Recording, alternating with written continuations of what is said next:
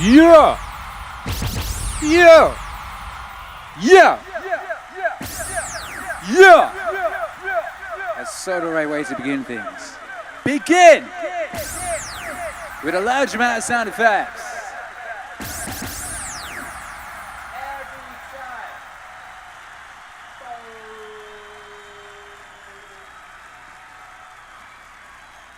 That you just heard?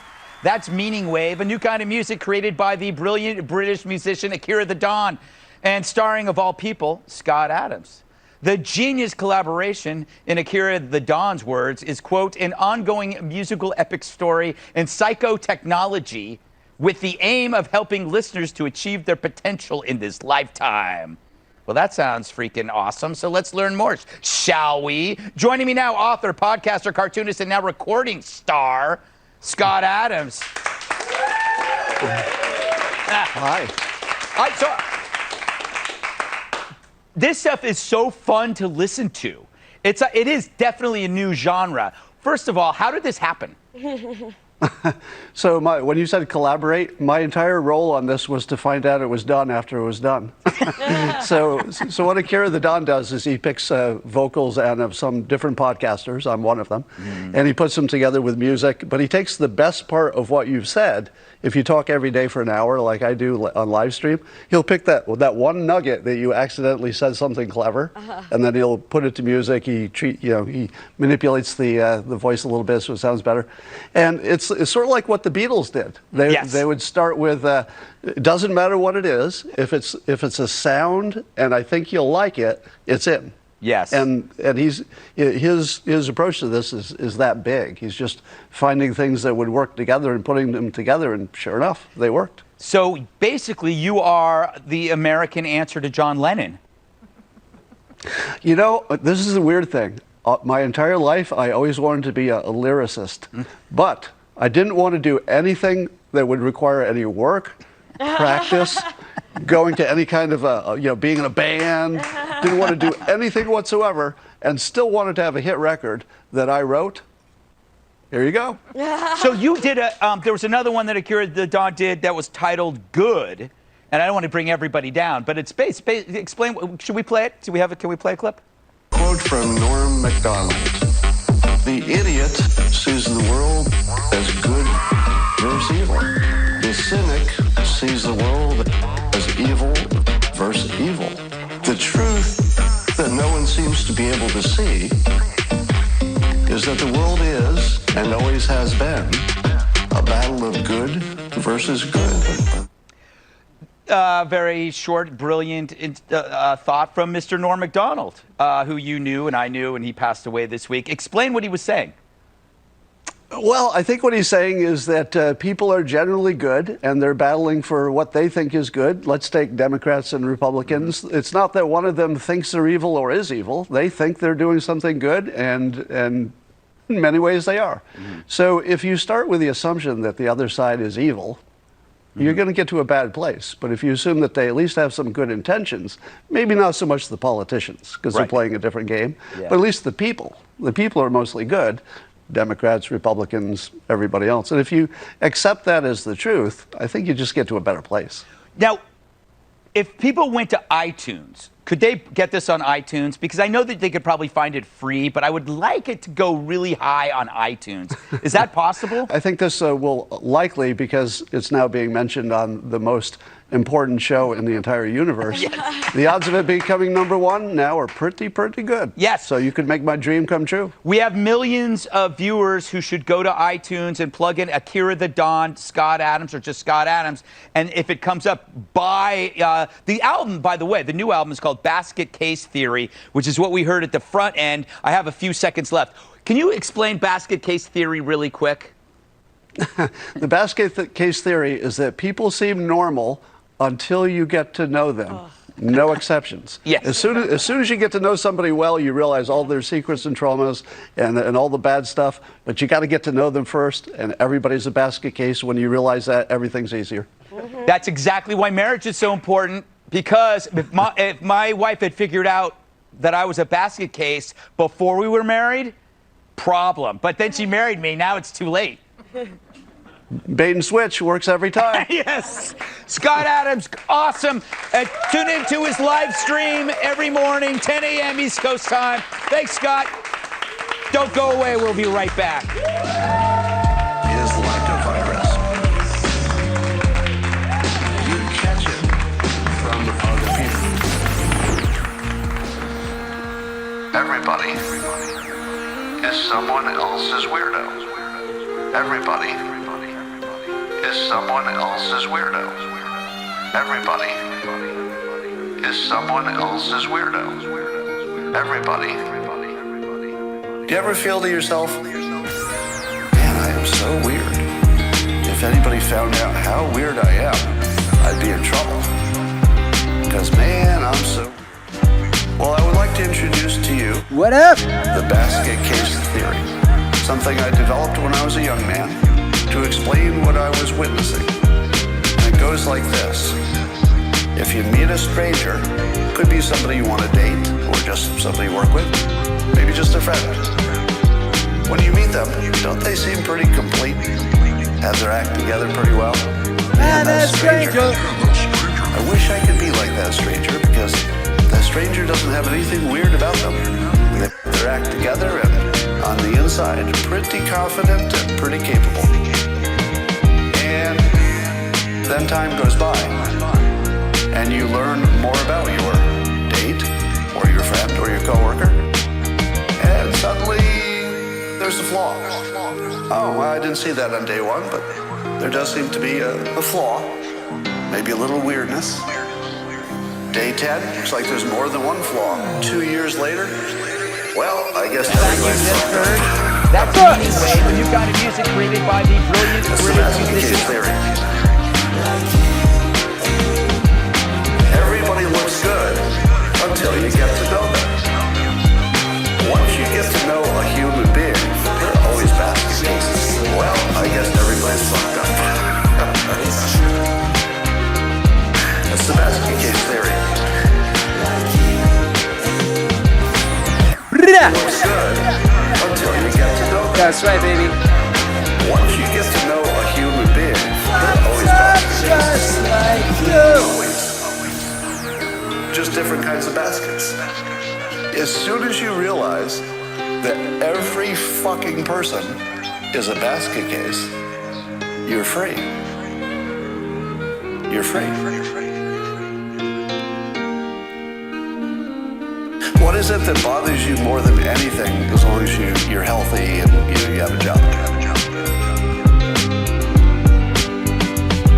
What bothers you more than anything is what people think of you, or what you think they think of you, or what they might think of you, or how they would treat you if you did this embarrassing thing.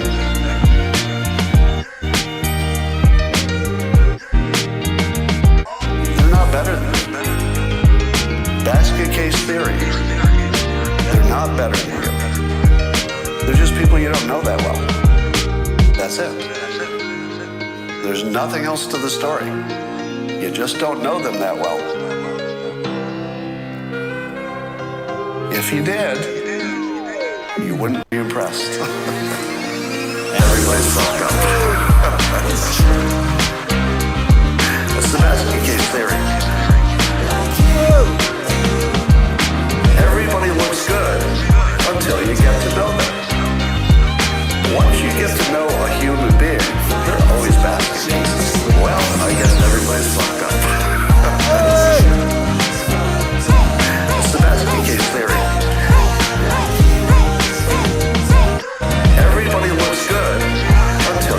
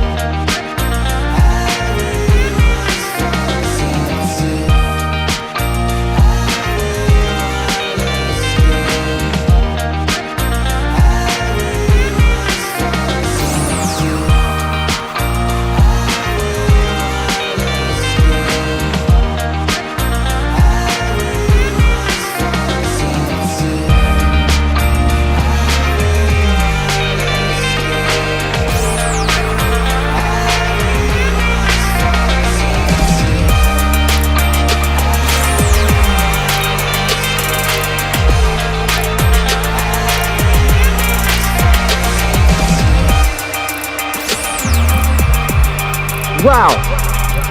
Yeah, welcome everybody. Welcome everybody to the show.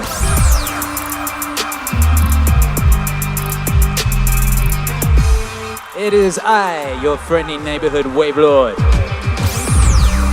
Everyone's favorite friendly neighborhood wave lord. It's Akira The Don, broadcasting live from the Airbnb. Playa del Carmen, Don Studios Airbnb edition. Playa del Carmen, Mexico. Vive Mexico! Yeah, we in the house. How is everybody doing out there? So nice to be here. So nice to have you here, you beautiful babies. Shouts out to all of y'all. Who we got in the house? We got Mike Betters in the house. What's up, you beautiful man? Mike Betters, aka First. AKA First. I'm getting in there first, like so many times before. Shouts out to you and the whole Betters crew. What's up, Cedric Taj? Says, man, I'm so weird. Yes, you are. Yes, you are. And that's a wonderful thing. We love you for that. Shouts out to you. Who else we got in the case? Size in the place. Mute Barbecue in the place. Thank you for the support, Mute Barbecue. Says, love the new album. You blowing up. Going big time, baby. Yo! One brick at a time, we built this city on rock and roll. We built this city on meaning. One brick at a time. Ain't no stopping the pop in your pants, dropping your brain, hopping and flopping in pain when you be CD shopper. Oh, look who we got in the house. We got Matt Lally. Man Lally, what's up, you beautiful man? Thank you for the epic $50 super chat. Says Maz Lantions. What is your profession? What is your profession? What up, Chris Olin? How you doing, baby? Thank you for the support. Speaking of support, shouts out to that intro. Shouts out to everybody's favorite late night chat show host, Dr. Greg Gutfeld, who he platformed. That's what they say now. I've heard people say it. It's like when you talk to someone or something. You platformed them! He platformed Scott Adams. Some of you may know Scott Adams as a co-star. You know, as the lead vocalist on the most recent Meaningwave album that came out just a week ago. Just a week ago today, an album called Basket Case Theory came out, and yeah, it had a talented young man called Scott Adams. You know, I thought I'd give him a break, give him a chance, you know, give him an opportunity to shine. And he took that opportunity and he ran with it. You know, he ran with it.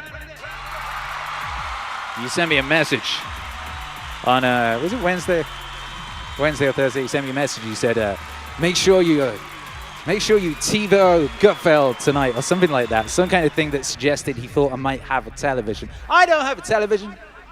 So I had to do weird shit with the internet.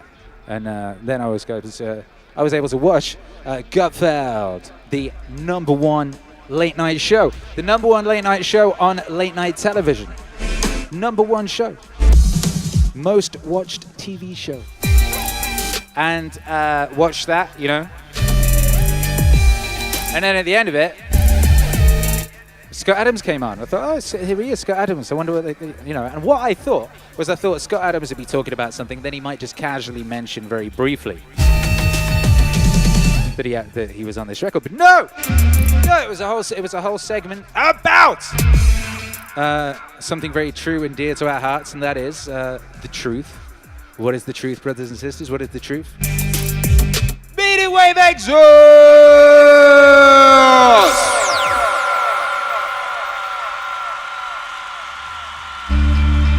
That's the truth. And it was basically a segment. It was like nearly 6 minutes of the existence of Meaningwave. In TV, 6 minutes. 6 minutes on TV, that's like 2.5 hours on the JRE. You know what I mean? TV is very condensed. They have a lot of adverts for, showers. They have adverts for showers and pillows. They've got a lot of adverts and showers and pillows to get through. 6 minutes on the television is 2.5 hours on a podcast or something. It's like a massive section. And that was a beautiful thing. Absolutely beautiful thing. And another beautiful thing was, you know, there was a shout out for my guy Norm. My guy Norm. Moment of silence for Norm Macdonald!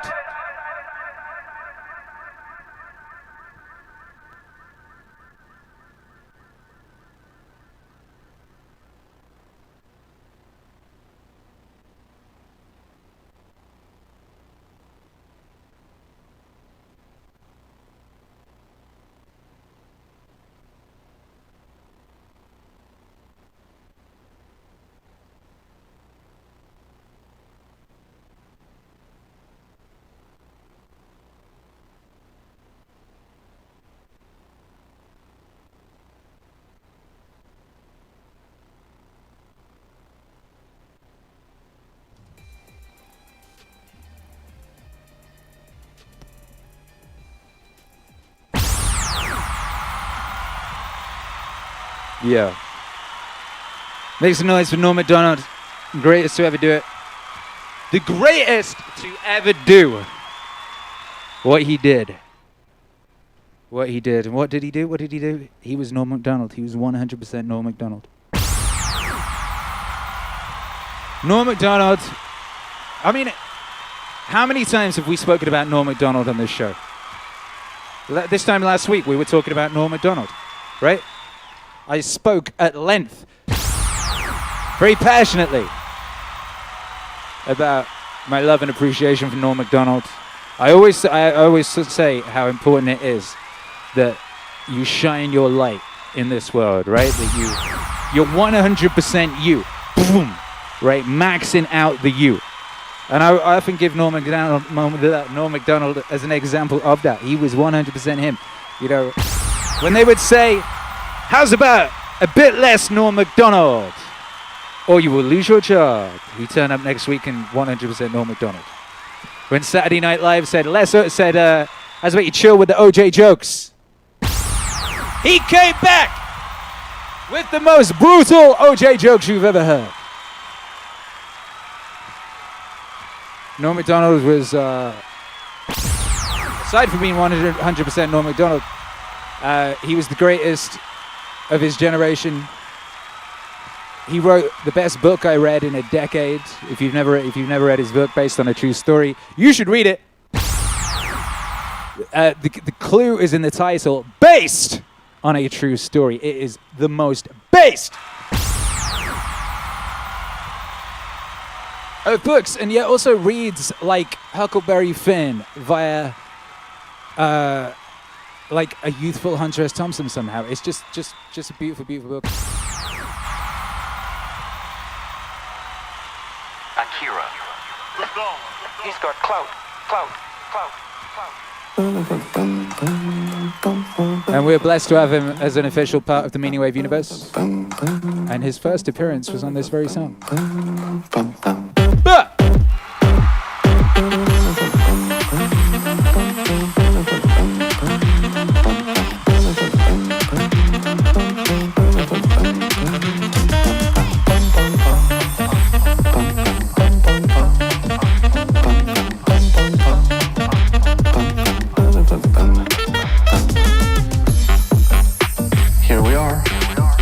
It's the beginning of another great day. A sunny summer day. It's the best day for you know what.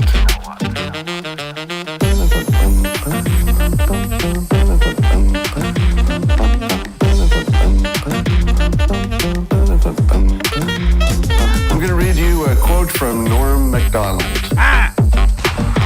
And he says this: the idiot sees the world as good versus evil. The cynic sees the world as evil versus evil.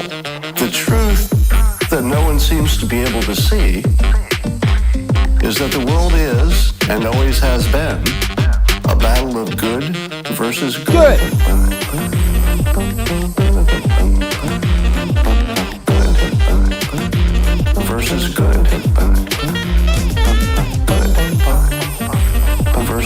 Bum, bum, bum. Bum, bum, bum. The verse is good. Wow. This is actually really profound. This is the situation we find ourselves in. There are not two sides in which one is good and one is evil. There are two sides in which one feels that it is good and it believes, incorrectly, that the other one is evil. But both sides are pretty sure that their version of the world is the good one. Wow.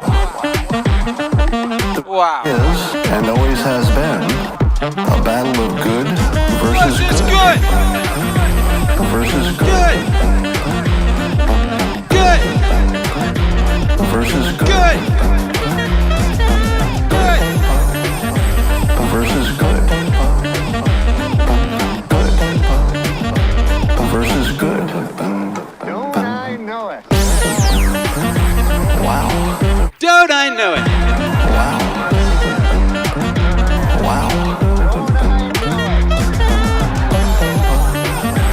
Wow. Bum, bum, bum. Wow. Bum, bum, bum. Wow. Bum, bum, bum. Yeah, who else? Shouts out to Gutfeld. Wow. What a guy. Who else when Gutfeld said, oh, Akira The Don's got another song called Good. You're like, what? Are we going to pivot to Jocko now? Wow. Tim W says Jocko versus Jocko. Shouts out to everybody who sends me messages like every day complaining about this song. Wow. This song and the Reva song are the songs that most people complain about. Because they do not understand this, they do not understand them. Wow. Hands up in the chat if this song angers you. Honestly, like every day I get a message of someone going, Akira The Don, that song is bullshit. Evil is real. Wow. I say yes, obviously. Wow. Evil is very real. Wow. But I don't think your Auntie Susan, who voted for that guy who looks like Patrick Bateman with a Joker mask on in California, what is that guy? Wow. Gavin McGinnis. Wow. I don't think she's evil. She thinks she's doing a good thing. And she went to the polls stepping over piles of broken needles and feces. Wow. People don't think they're evil. No, most people aren't sat there, Dr. Evil. I will do evil thing. Wow. Most people think what they're doing is the right thing to do. Or they haven't thought it through. Wow. It's very rare. It's very rare that Dr. Evils are sat there going, Wow. That is what is meant by the battle of good versus good, is most people think what they're doing is the good thing to do, that they're doing it for the right reason, etc., etc. Now, Wow. oftentimes they haven't thought it all the way through, or oftentimes they've been bamboozled, and so on and so forth. But if you approach a thing from thinking the other person is evil, Wow. Wow. that's a difficult position to begin from. Now, like I said, evil exists. Of course it does. There is evil in the world. It is very obvious to see. But you aren't going to get very far. It's not very persuasive to run around going, right, you lot are evil. Wow. You lot are evil. We are the goody goodies. And that's that. Therefore, what we do now is justified. Wow. Don't I know it? Anyway, that's good versus good. Wow. Scott Adams and Norm Macdonald. Wow. Shouts out to Norm Macdonald. We're going to keep talking about Norm Macdonald. Wow. Wow. What up? Let's see. We've got a new member, XXX Hammer. Wow. Wow. X Hammer 13-4, welcome. Size dropped to $5 super chat. More F for Norm. Wow. Wow. Liz BC says, congratulations on 69K. My mum just subscribed. Welcome, Liz BC's mum. Welcome. And hey, by the way, this is how you know that they're messing with us, right? We were on 69K subs earlier, and then we like lost 100 in the space of like 2 seconds just before we went live. So now we're on 68,972. So we actually need 28 subs to get back to 69. So this is actually a 69K sub party. And this isn't false advertising. So if anyone out there has not yet subscribed, please do subscribe. And if anyone out there has got a burner account, load that up and subscribe. And if anyone out there has got a mum and they haven't subscribed, holler at your mum and get us to subscribe, because we need to get back to 69. Because Susan just stole like 100 people off us just before we went live. Is that what Susan do? Oh, Susan!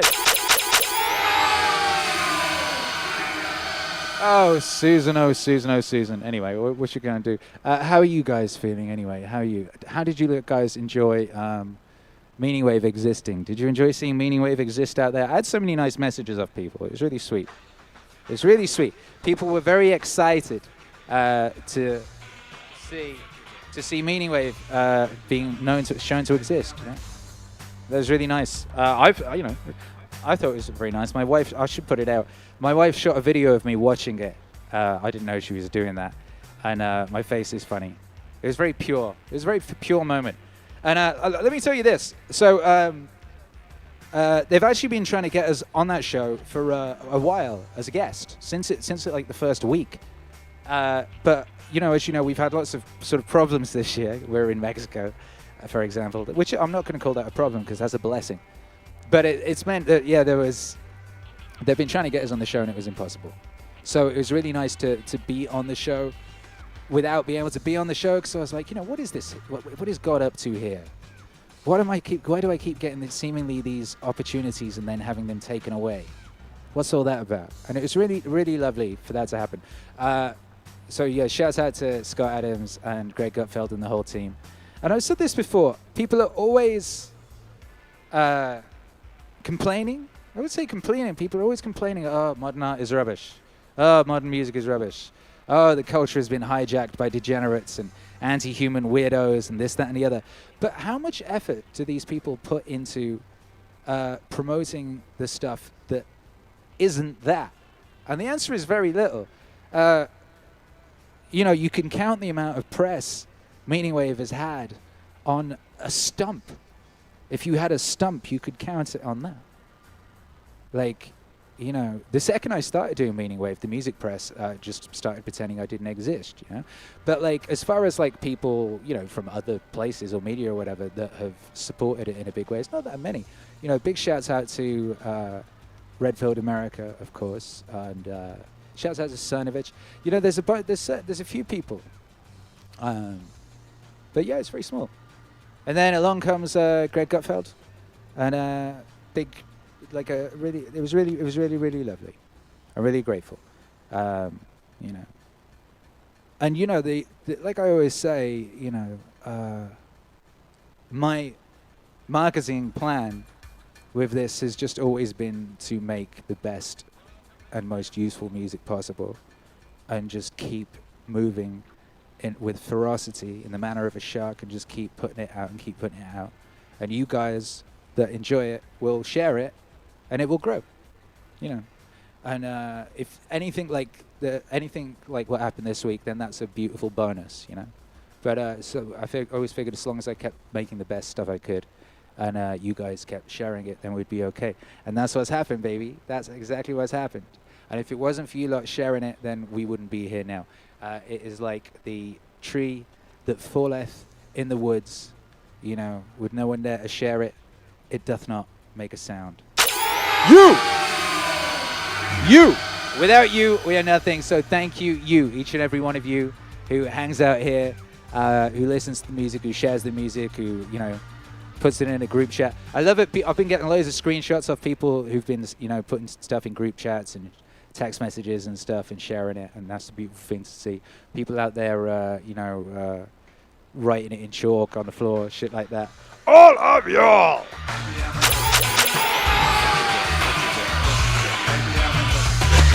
Blah!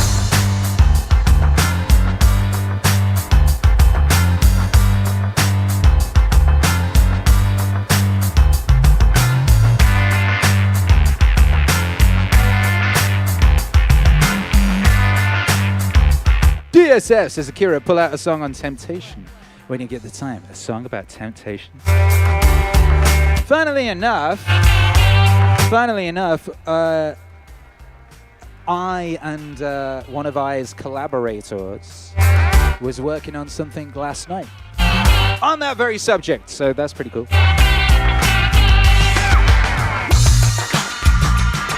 Pretty epic.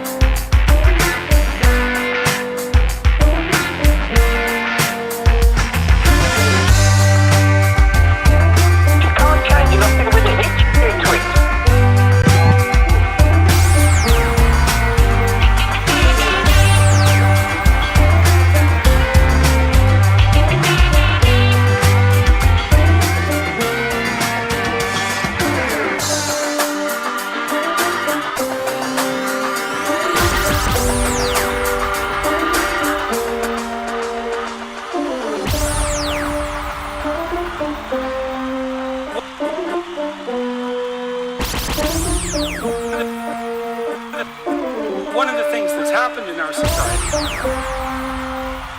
is that we seem to have concluded that strong men are dangerous. Strong man like Matt Lally. And that's partly because we think Western MEANINGWAVE culture, exists! patriarchy. Thank you for the support, brother. Is because you misuse power.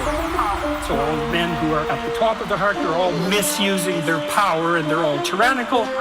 And all the guys who have the aim and ambition to achieve that are just tyrants in training. That's sort of the basic attitude that we have towards our own culture and towards young men now. Everything about that is pathological and inexcusable and shameful. You know, I used to watch kids skateboard. I liked watching those kids. I liked watching skateboarders do those crazy things because they're trying to become competent. They're facing danger. They don't want the damn protective gear. It's like, no, I don't want to wear a helmet. I want to expose myself to this danger. It's not that I'm stupid. And the kids are often shooed away. It's like, wait a sec. They're practicing being courageous. They're practicing mastering something in the face of danger. Don't bother children when they're skateboarding. Don't bother children when they're skateboarding. Don't bother children. Don't bother children. Don't bother children when they're skateboarding. Don't bother children when they're skateboarding. Don't bother children when they're skateboarding. Don't bother children. Don't bother children. Don't bother children when they're skateboarding. We don't need no education. We don't need no education. We don't need no thought control. No dark sarcasm in the classroom. Teacher, leave their kids alone. Hey! Hey! Hey! Hey! Hey! Leave them kids alone!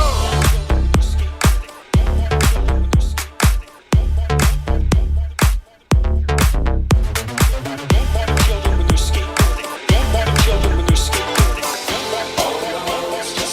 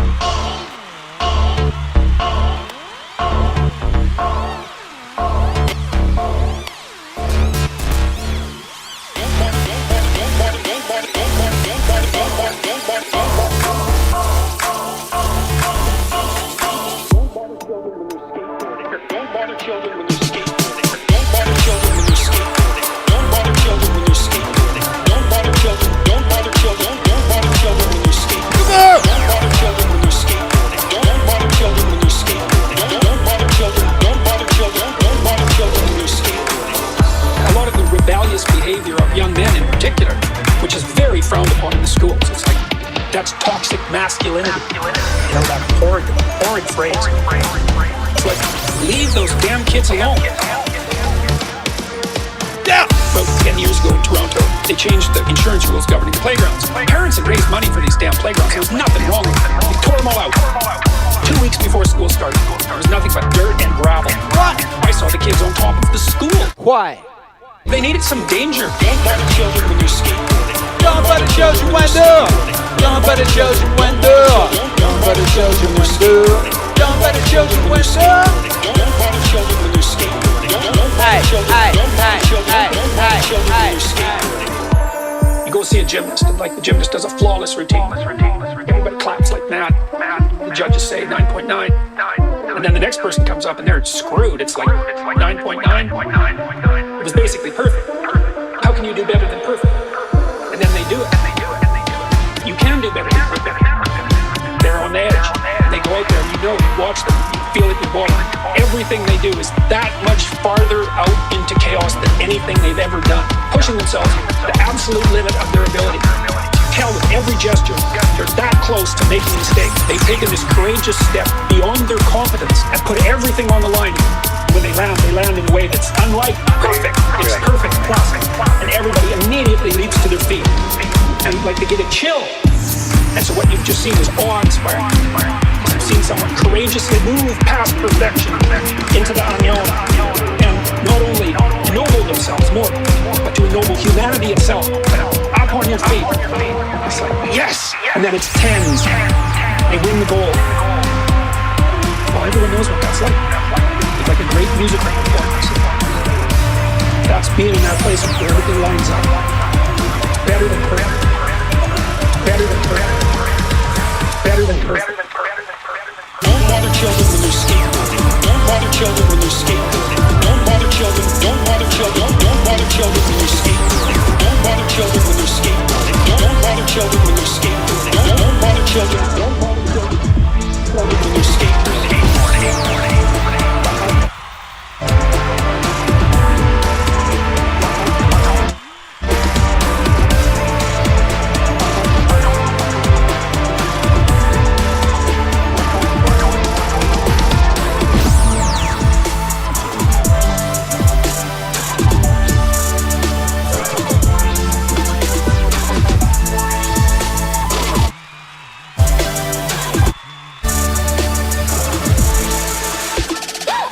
Aha! Don't bother children when they are skateboarding. We're gonna dedicate that to a man like Sway.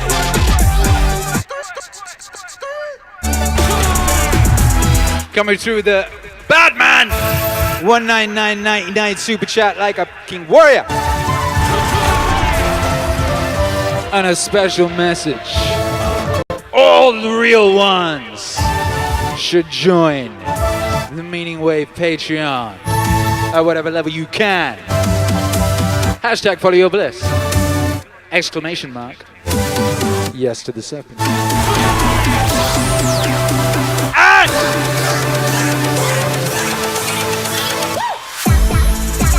And if that ain't good advice, I don't know what is. Thank you, Sway. You beautiful motherfucker, you. Man like Sway, he's got producer credit on like every album for the past like year or so. If you notice, the visuals for the albums will have credits at the end.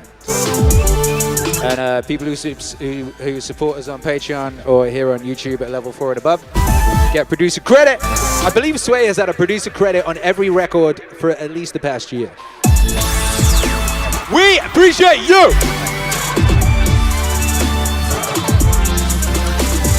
Shouts out to Etius. Thank you for the super chat. Says, I like it here. We like you being here.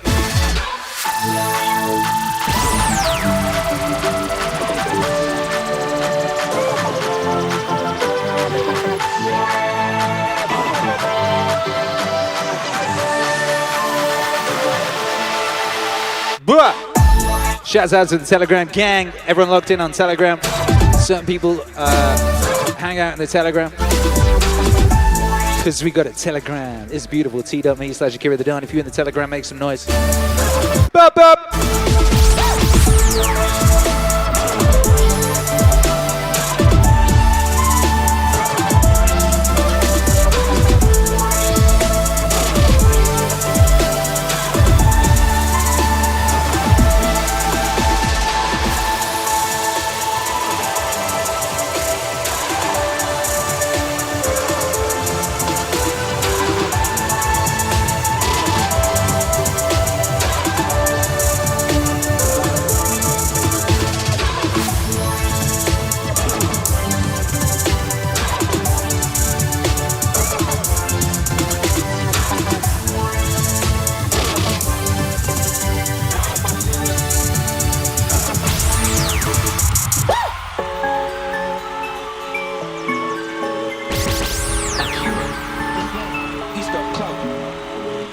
This one goes as a man like sweet.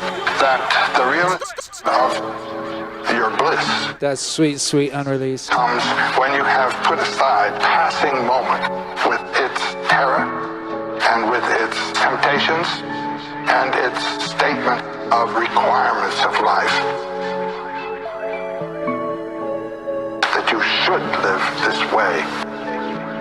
Well, I always tell my students, follow your bliss. Follow your bliss. I say follow your bliss and don't be afraid. Follow your bliss and don't be afraid. And doors will open where you didn't know they were going to be. Your bliss, where the deep sense of being informed, going where your body and soul want to go. When you have that feeling, then stay with it and don't let anyone throw you off.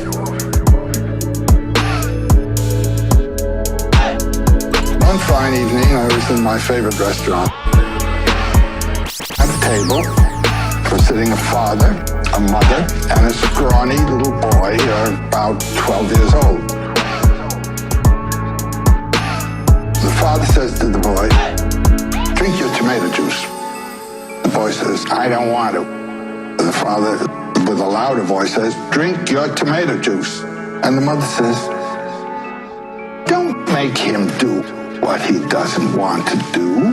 The father looks at her and he says, he can't go through life doing what he wants to do. If he does only what he wants to do, he'll be dead. Look at me. I've never done the thing I wanted to in all my life. Follow your bliss. What's up? Follow your bliss. Hey. Follow your bliss and don't be afraid. Follow your bliss and don't be afraid. And doors will open where you didn't know they were gonna be. A poet is one who's made a profession. Yo, that is so real. Can I just say, super confirm. Follow your bliss and don't be afraid. And doors will open where you didn't know they were gonna be. And if us lot here at Meaningwave HQ ain't living proof of that, doors will open where you didn't know they were gonna be. You know, if you told me 10 years ago or 20 years ago, if you told me that, you know, some of the biggest support I would ever get, I would get in my career to date would be from a late night Fox TV show, that would have seemed absurd. You know?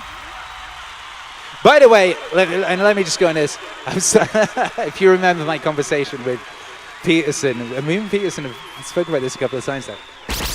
Peterson doesn't really like the bliss thing, but I don't think that when Joseph Campbell says follow your bliss, he means anything like, you know, do what feels good. This ain't no, you know, Aleister Crowley type thing. It means zero in on the thing that makes you shine, that makes the world shine, that makes everything magical. And there's something for everyone. There is something all of you lot could be doing with your life, that doing it in all of its fullness would make everything glitter. And only you know what that is. Only you can know what that is. Naval talks about this a lot. He talks about how it was his mother who helped him find out what it is. But one of the reasons I often say that this is such an incredible time to be alive is there has never been more of an opportunity for more people to be able to do that than there is now. Let's get back to the record. Follow your bliss and don't be afraid. Follow your bliss and don't be afraid. And doors will open where you didn't know they were gonna be. A poet is one who's made a profession and a lifestyle of being in touch with that. Most people have to be concerned with other things. They get themselves involved in economic and other activities or drafted into a war that isn't the one you're interested in. Most people living in that realm of occasional concerns, they all have the capacity that's waiting to be awakened.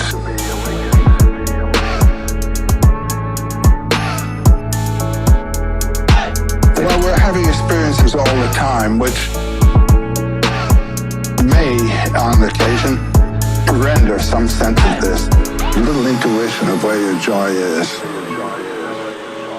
Grab it. No one can tell you what it's going to be. You've got to learn to recognize your own depths. Follow your bliss. Follow your bliss. I said follow your bliss and don't be afraid. Follow your bliss and don't be afraid. And doors will open where you didn't know they were gonna be. It's miraculous. If you do follow your bliss, you put yourself on a kind of track that has been there all the while waiting for you. And the life that you ought to be living is the one you're living somehow. When you can see it, you begin to deal with people who are in the field of your bliss.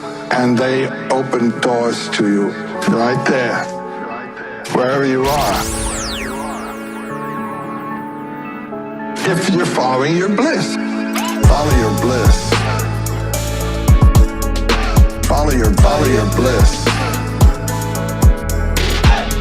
Say follow your bliss and don't be afraid. Follow your bliss and don't be afraid. And doors will open where you didn't know they were going to be. Follow your bliss. Follow your bliss. I say follow your bliss and don't be afraid. Follow your bliss and don't be afraid. And doors will open where you didn't know they were going to be.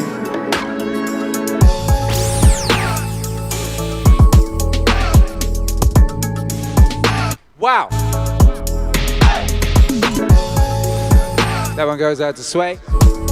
And all of y'all who be, it's cool, man. It's cool. MEANINGWAVE has got so much going, so much going on.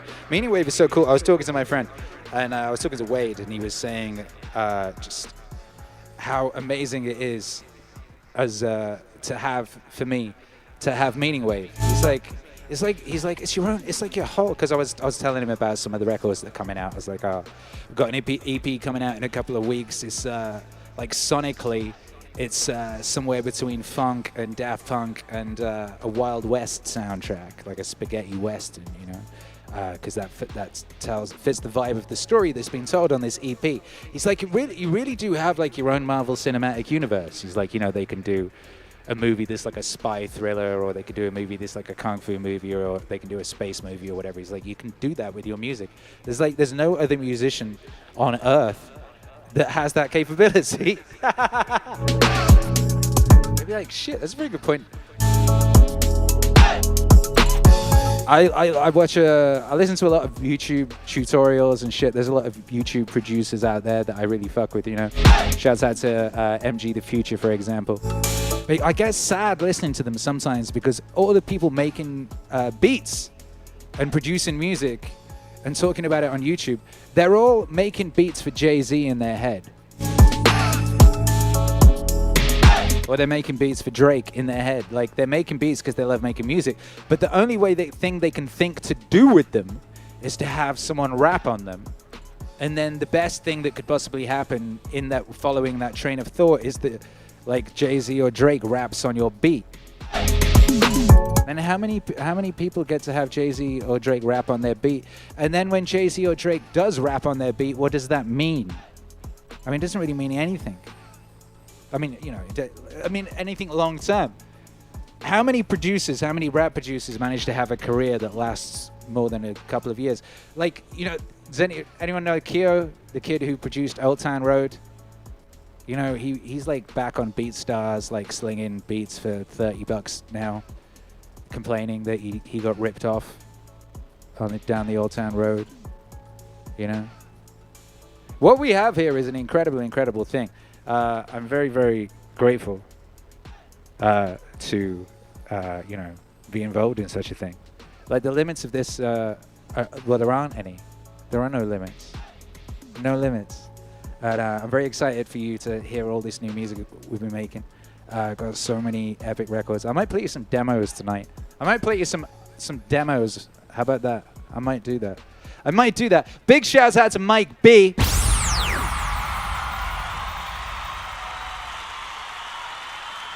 Big shouts out Mike B. Thank you for the $99.99, you beast. Says MEANINGWAVE exists. Thanks to guys like Meaning Laddie and Meaning Sway. And Meaning Mike B. Bless up!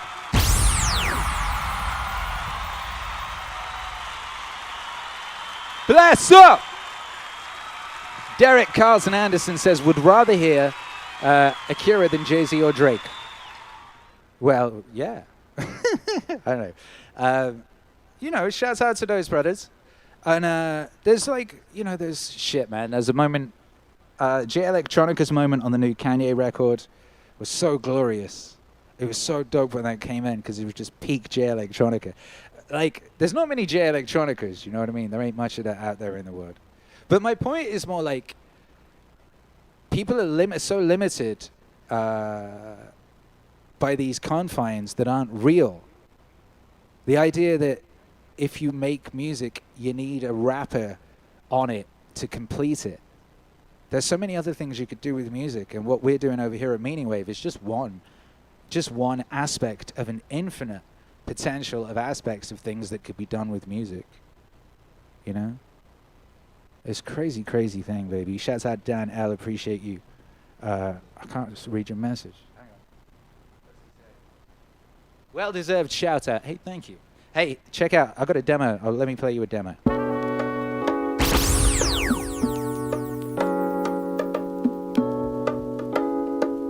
Hey! Rest in peace, MF Doom. One That's way right, Space Jason. Realizing yourself is that you're one speck of dust among 7 billion. And when you conceptualize yourself that way, you might think, well, what difference does it make what I say or do? And that's actually quite convenient for you, because if it doesn't matter what you say or do, then you don't have any responsibility and you can do whatever you want. The price you pay for that is a bit of nihilism, but if you don't have to shoulder any responsibility, that's a small price to pay. The other way of looking at it, and this is actually the accurate way of looking at it, is that you're in a network. You're a node in a network. You can do a little bit of arithmetic very rapidly and just figure out how powerful you are. You know 1,000 people. What? They know 1,000 people. That means that you're one person away from 1 million people and 2 persons away from 1 billion people. And you're the center of that network. And now the way networks work is that information propagates in a network manner. So don't underestimate the power of your speech. Don't underestimate the power of truth. There's nothing more powerful.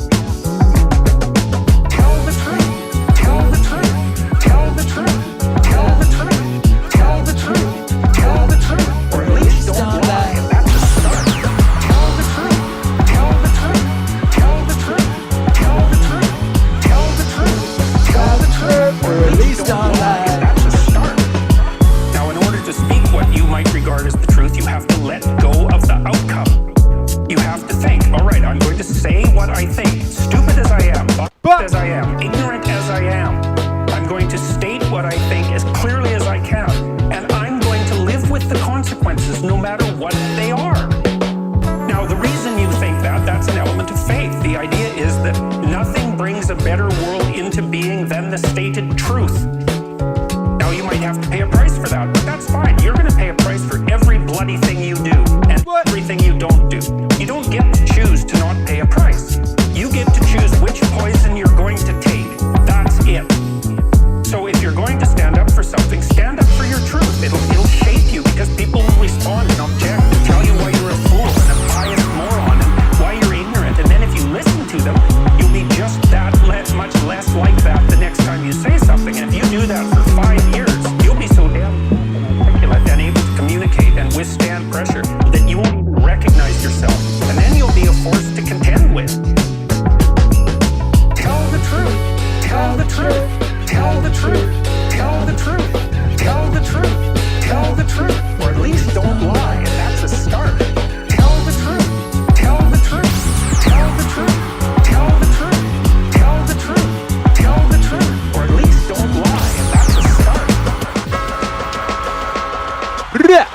little sneak preview of a demo. I think Of a forthcoming JBP Wave track. I'm here and I'm doing this. I think if I was a total pessimist, I would never stop. I would have just, you know, stayed in. Yeah. Didn't want to do anything. Punctured bicycle on a hillside desolate. Will nature make a man of me yet?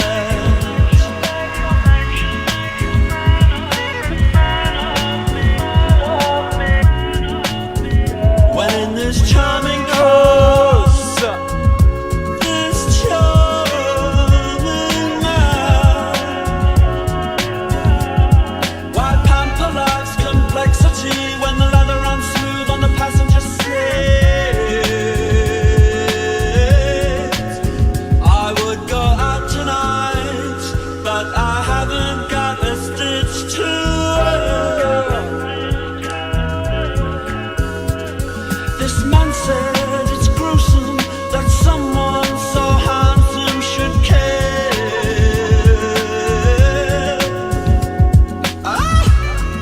A jumped up pantry boy who never knew his place. He said, return the ring. He knows so much about these things. He knows so much about these things. Yeah. Hey, what's up, Herc? Hi, how are you? Good, how are you? I'm wonderful. How was jiu-jitsu? Nice, very sweaty. Very sweaty. What'd you do in jiu-jitsu today? Got beat up.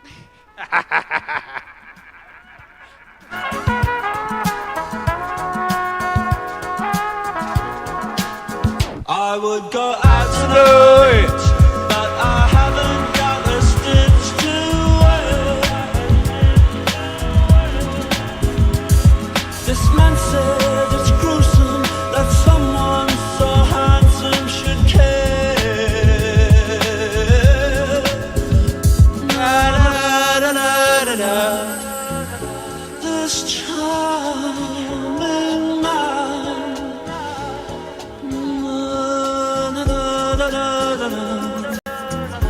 This charming man. A jumped up country boy who never knew his place. He said, return the ring. He knows so much about these things. He knows so much about these things. He knows so much about these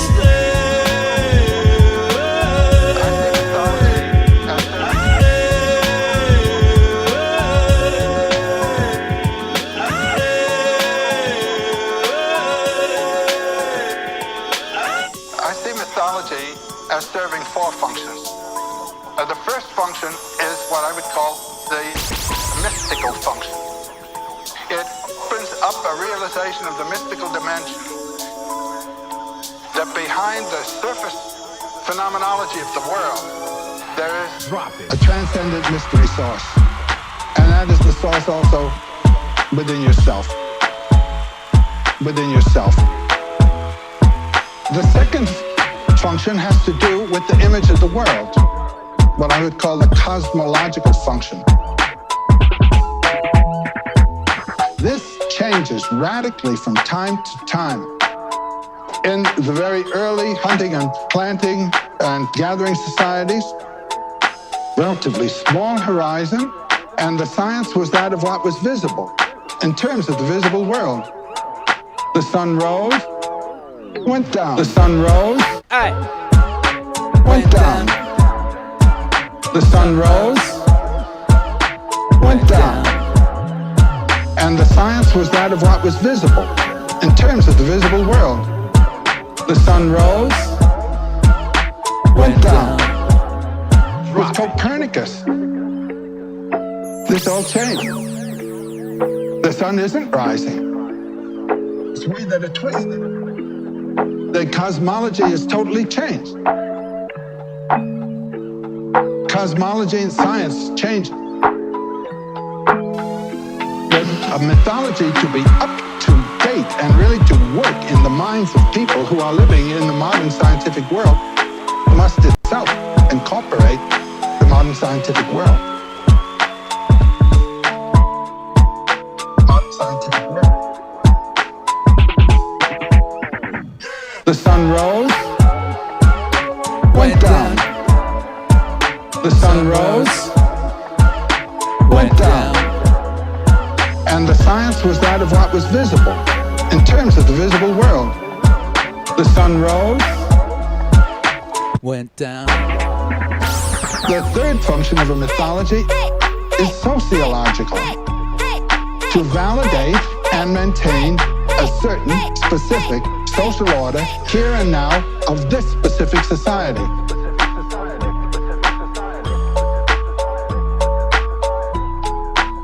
Do you know who Akira the Don is? Problem He's amazing. is the pedagogical problem, guiding the individual harmoniously through the inevitable crises of the stages of life in this world today, in terms of its goods, its values, its dangers. The sun rose, went down. The sun rose, went down. And the science was that of what was visible, in terms of the visible world. The sun rose, went down. Where does mythology come from? For Campbell, the beginning to this story does not exist somewhere out there in the distant past. Feels like it works. Rather, it starts right here, right now, within us, with what it means to be a human being. It's easy to see what separates us from each other, what makes us different. We all look and sound differently, and most societies have different values and customs. These are the physical and cultural distinctions that set us apart. What then are the characteristics we share in common? How are we all the same?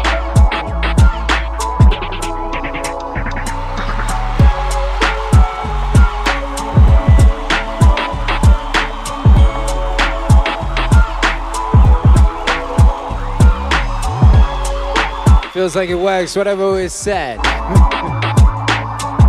You know, there's this legendary unreleased Joseph Campbell album you're listening to right now. You only get to hear these songs here on these streams. And like I said, you know, what we have to do is just keep building this city that we built on meaning, brick by brick by brick, and accumulate the necessary clout, thus that we may clear these samples, because I sampled a TV show, so the rights are not with the Joseph Campbell Foundation, who cleared the samples for the Joseph Campbell album that is released. But if we keep going at the rate we're going, brothers and sisters, I think we will accumulate the clout we need to release this album and all the other ones. What up, Andrew Pullman? As Meaningwave sustains, and when motivation wanes, discipline remains. Banger! X Hammer X134, thank you for the 1776. What's the answer to 1984? You already know. Big fan / supporter of yours for more than 2 years. Not sure why my membership required re-up. No worries. That Naruto anime riff / hook played earlier in a mix was sick. Please do more like that. That was pre-Meaningwave. I did that just before I invented Meaningwave. I was experimenting with lots of different styles and working on instrumentals, and I made that then. That was on an album I made called Themes, where I did versions of themes. And I just mixed it live there with some Peterson.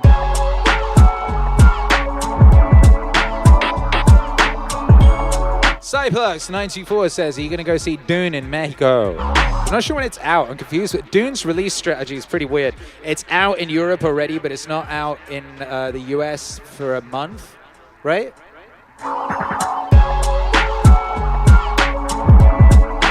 I don't know. I'm in two minds whether I'll watch it at all. I like how it is in my mind. You know? I never watched the Lynch movie. So it's the way I have it in my mind, you know, from the book. And I'm sure the movie looks amazing. I don't trust them. I don't trust them. Even if the first movie is, as I've read in some quarters that I trust, not massively ideologically possessed, and the story hasn't been compromised. They've been made a few casting decisions, and they've, you know, some of the cast have been out doing some pretty obnoxious interviews. But you know, you've got to separate the art from the artist and all that kind of thing. But I just don't trust them not to do a bait and switch, and then, you know, subvert expectations in the second movie or something. I don't know if I want to be involved. I think my mind is probably better than. That's just what we keep forgetting, right? We get all gassed up on special effects nowadays. I remember when I was a kid, they didn't make certain things, like a lot of comic books weren't made into movies. When I was a little kid, the idea of a Spider-Man movie was like a big dream. People were really excited at the potential of a Spider-Man movie. Imagine that. Oh my God, it'd be so cool. Well, we got Spider-Man movies now, and do you know what? The comics were better. The way it played between the edges of my imagination and the printed page was far better. Spider-Man 2 is obviously the best Spider-Man movie. The Marvel Spider-Man movies are dreadful. Actually, they're dreadful. If you look at them, if you pay attention to what they've done with that character, a character whose entire basis is on the lesson he learned when he basically allowed his father figure to be killed. Right? With great power comes great responsibility. Marvel Cinematic Universe, Spider-Man doesn't have that. They've removed that from his character. Very, very strange, because that's what they do in the modern age. I don't trust contemporary Hollywood to not fuck up Dune. I don't trust them to, even if they did this first one perfectly, I don't trust them to not like do a switcheroo in the second one. I don't trust them. I have no interest in financing them. There's lots of other things that I could do with my time. Personally, I'm very busy making MEANINGWAVE, you know, and currently we're doing this cool thing where me and Macdonald and Hercules watch a movie once a week on a Saturday night. So we're introducing Hercules to the greatest movies of all time, you know, which is a really cool thing to do. You know, so we watched the Alien, you know, and we watched the Alien movies and stuff. We watched Terminator last week, and this week we're going to watch Terminator 2. There's so many good movies from back in the day to watch. So many wonderful books to read. No, I'm not going to watch Amazon's Tolkien butchering. That's going to be horrible. That's going to be horrible. By the way, yeah, exactly. Anya, I just saw in the chat say Tolkien wave. The answer is yes. The answer is obviously. The answer is soon, actually, sooner than you might think. Sooner than you might think. Scott Slee says MCU replaced Uncle Ben with Tony Stark. Did they? But Tony Stark didn't die as a result of Peter Parker's hubris, of Peter Parker getting gassed up or whatever, did he? So that doesn't work. That doesn't work. Anyway.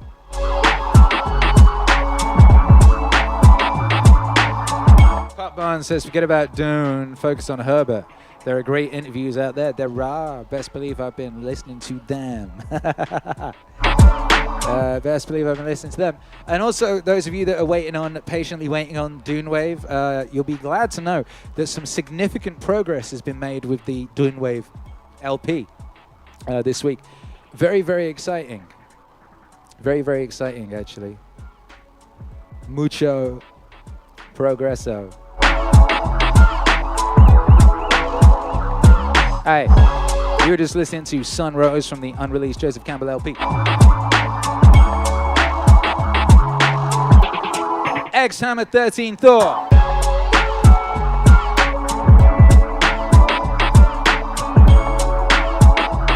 Says thoughts on the new Matrix trailer for Matrix 4. Feels like they shoehorned / forced in some woke stuff. Thoughts? Oh, thoughts. Do I have thoughts?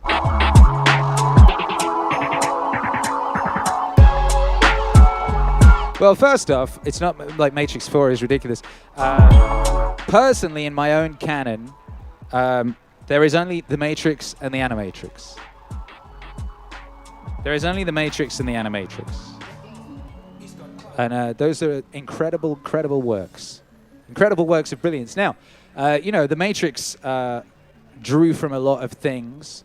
It ripped off my friend Grant Morrison's masterpiece, The Invisibles, very, very hard. If you've ever read The Invisibles and you've watched The Matrix, you know what I'm talking about. You know it's true. They ripped that off like panel for panel and just like swapped out a few things. It's pretty astounding, you know. And of course, never gave him any credit. You know, there were photos of his comic books lying around on the set and stuff. You know, it's like very specific. They ripped off some really good stuff, but they added enough to it that justified that. What did Morrissey say about talent borrows, genius steals? He probably stole that from Oscar Wilde. You know. Anyway, The Matrix first movie is obviously an incredible work. A work that so transcended just mere movie that it became a way of describing something that everybody knew. That's when artwork is really useful. That's what art is for. Art describes the indescribable, right? That's one thing it's for. And Animatrix, sometimes I think the Animatrix is even better than The Matrix. There's some moments in Animatrix, which was a movie that accompanied it, that was like they got a bunch of really good Japanese animation studios to do some mini stories based around the world. And when you watch that and you watch The Matrix, you realize that The Matrix is the sequel to a Terminator. Or maybe Terminator is the prequel to The Matrix. So it goes Terminator 1, Terminator 2, Animatrix, Matrix. And then it goes round again. And that's a wonderful story, and it's a true story, if you want to think about it. It's a very true story. It says some very real things about where we are, you know. As for Matrix 4, my theory on Matrix 4 is that apart from being, you know, people wanting to make money, I think it's being made out of spite. And I think that, you know, some of the people involved in the creation of The Matrix were very unhappy with how Red Pill from The Matrix ended up becoming a metaphor for something.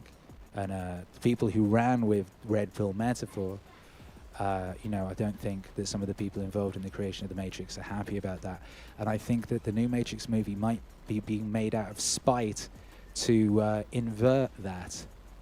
And, you know, to invert that Red Pill thing somehow in order to stunt on people they don't like. So that's my theory on that. We'll check back and see if I'm correct when that movie comes out. I don't know when it comes out, but I think that's what they'll do. I think there will be subversions of expectations in the tradition we've come to expect from the creepy weirdos at Hollywood. I imagine, you know, Neo will be revealed to be not the one. They'll probably make what was her name? Carrie Ann Fisher? Trinity will probably be the one, or something like that, or someone else, or there'll be a little blue-haired girl will be the one, or something. I don't know. And it will turn out that actually the blue pill was the good pill, or something like that, right? That's probably what's going on there. I don't know. I must say, I did watch the trailer, and it wasn't a very good trailer. And it's interesting now, because me and Hercules were talking about this. These days, the trailer is usually way better than the movie. Right? These days, they've got trailers down to such a fine art at this point. The trailer usually has, like, you know, completely different music to the movie. It'll be edited disingenuously. It'll have all the best bits. The Matrix 4 trailer wasn't very good. It wasn't very exciting. It was a bit of a mess. Their new color scheme of red and blue, was that right? I don't know. Yeah, the trailer didn't excite me. So I don't think it wasn't a very good trailer. That's all I can say about that. That was actually, I did talk for quite a long while just on that question. Matt Lally says, the Wachowskis don't like Mencius Moldbug, you say. Here's one thing. Have you noticed it's only one of the Wachowskis? It's only one of the Wachowskis. One of them isn't involved. They've fallen out, the Wachowskis. And I do wonder, because one of the Wachowskis decided that they were a lady, right? And said, right, I'm a lady now. And lived saying they were a lady for a while, maybe 5 years. And then the other one did. Imagine that, right? Like, you're like, all right, I'm a lady. And then 5 years later, your brother's like, me too. We are both ladies now. Like, you probably be, how would you feel? Would you be pissed off? You know what I mean? Like I was, I remember I like had tattoos and piercings and shit very early. I was a little rebellious kid, you know? And my next brother down, he didn't like all that. And he used to be like, ugh. He used to think I was embarrassing and shit. Like, my big brother, fucking weirdo. Then like 15 years later, he suddenly gets like a sleeve tattoo and a bunch of, grows a beard and starts dyeing his hair and all this shit. I'm like, wait a minute. What? I mean, probably not in the same league. But either way, that's pretty weird. Anyway, I ain't got time for no matrices. Akira. I'm making MEANINGWAVE. He's got clout.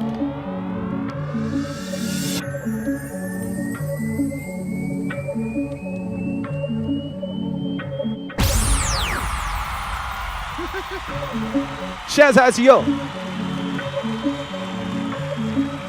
Akira. He's got clout. I'd first ask the kid, who are you? At the core of your soul. And if he can't answer that question, our conversation's over. 'Cause I can't say shit to him. If you don't know who you are, I can't tell you who you are. Who are you? If you don't know who you are, I can't tell you who you are. Who are you? Honestly, I'm blessed enough to have survived the life I lived and to come out the other side with a bunch of knowledge. So hopefully, I can help people that believe that they're much less than what they truly are. Help them find greatness in themselves. And greatness isn't running 200 miles at a time or doing 4,000 pull-ups or being a SEAL. Greatness is whatever the hell you dreamed of in your own mind. You gotta first see it. You gotta first create this vision in your mind. And then that's when I come into play. Once you create this vision in your mind, it's how am I gonna get there now? And that's when I come into play. But first you gotta create your own vision. And it's not external. The vision that created is inside of you. So until you create that, I'm nobody to you. Facts. If you don't know who you are, I can't tell you who you are. Who are you? If you don't know who you are, I can't tell you who you are. Who are you?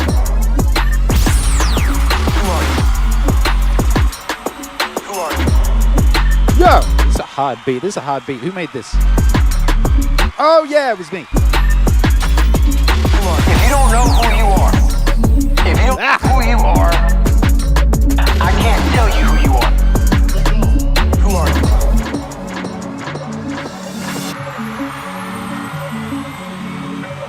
Got a music video for that about to drop. It's hard. Yo, by the way, it was really cool, like seeing some of the music video stuff on the Gutfeld thing. But it was really funny watching like the progression. Like back in the day when we used to put out tracks, it'd be just like a picture. Maybe it wasn't even the very good picture. It was like what we could rustle up in the 5 minutes. I'm putting out a song this afternoon. I need a picture. Someone send me a picture. You know, shit is very high end now. I'm very happy with where we're going. I don't know if you can see what's going on over here. I got a new digital analog mixing board thing. They used to use this to like make TV shows back in the day. It's a Panasonic WJ-AV-E5, which basically that's WAVEZ. It's called WAVEZ, this thing, and it allows me to import analog video signal and mix multiple sources at once. So I'm basically like I'm very much in the future with my music production techniques, and I'm very much in the 70s with my video production stuff, mixed with some very new stuff. It's cool. What's up, wife? Wife is... Oh, when I missed... Anyway. Akira The Don. He's got clout.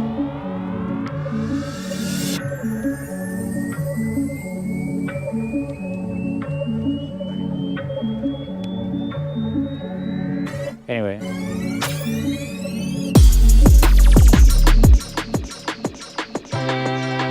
Yo, big shouts out to, congratulations to, I should say, Bowtied Lobster.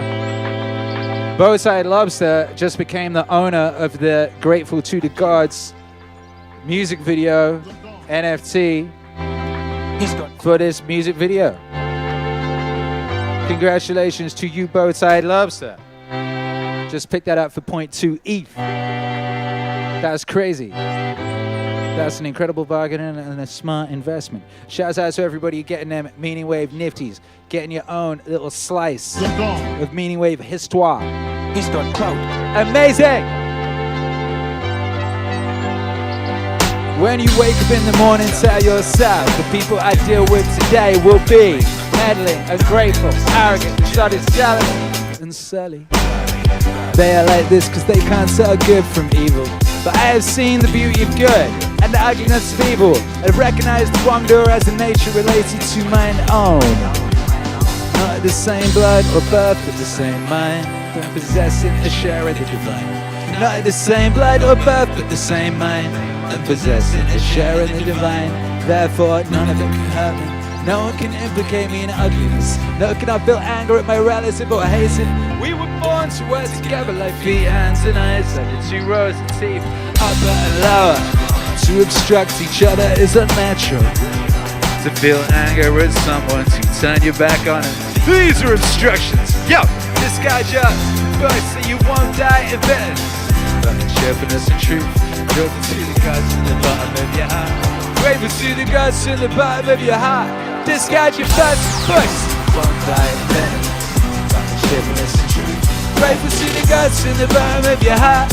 Grateful to the gods in the bottom of your heart. Disguise your first voice, won't die in bitterness. But cheerfulness and truth. Grateful to the gods in the bottom of your heart.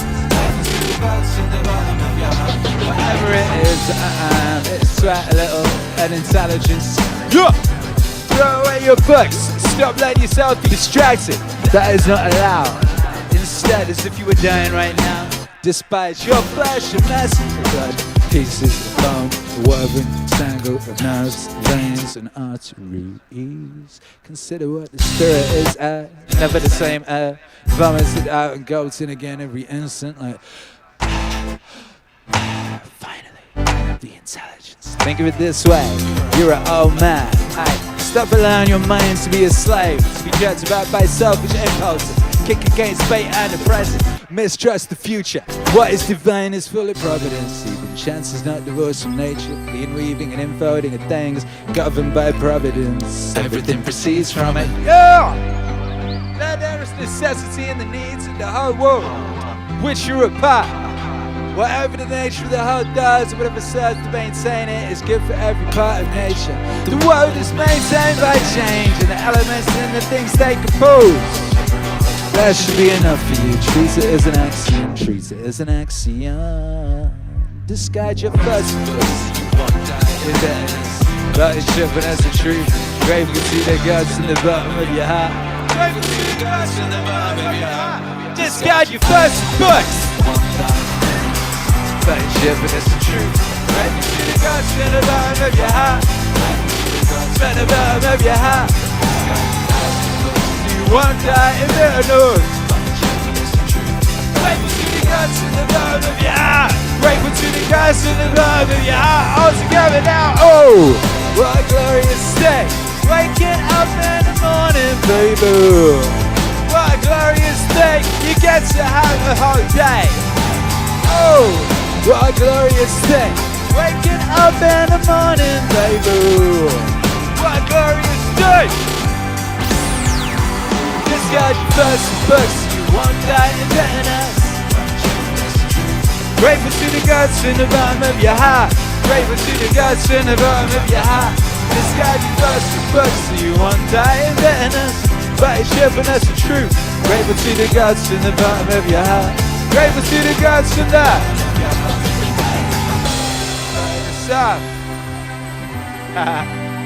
But you didn't use it. At some point you have to recognize which world it is that you belong to. What power rules it and from what source you spring. There's a limit to the time assigned to you, and if you don't use it to free yourself, it'll be gone and will never return. It will never return. It will never return. It will never return.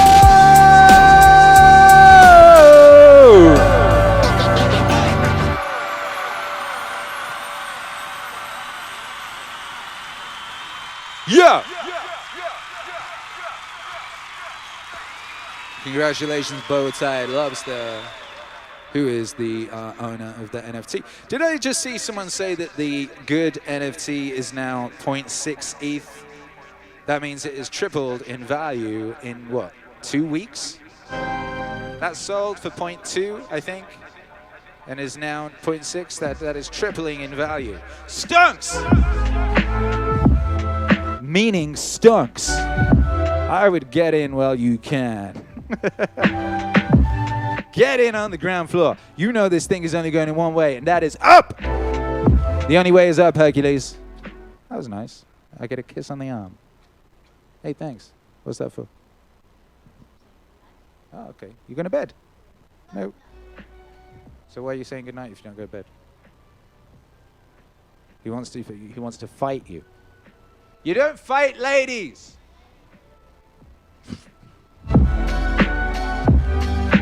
He's so gassed up, he's got a jiu-jitsu now. Little 8-year-old Hercules. He's been going for he's going for 3 or 4 weeks now, something. He's got homies there now. He got a friend called Shark. No, Storm. That was in the other place. He got a friend called Storm. Hercules and Storm. Double trouble. Yeah.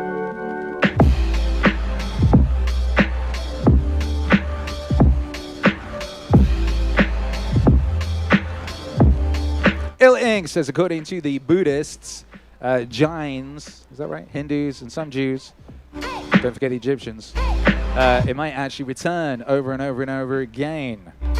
Yeah, imagine that. Imagine that.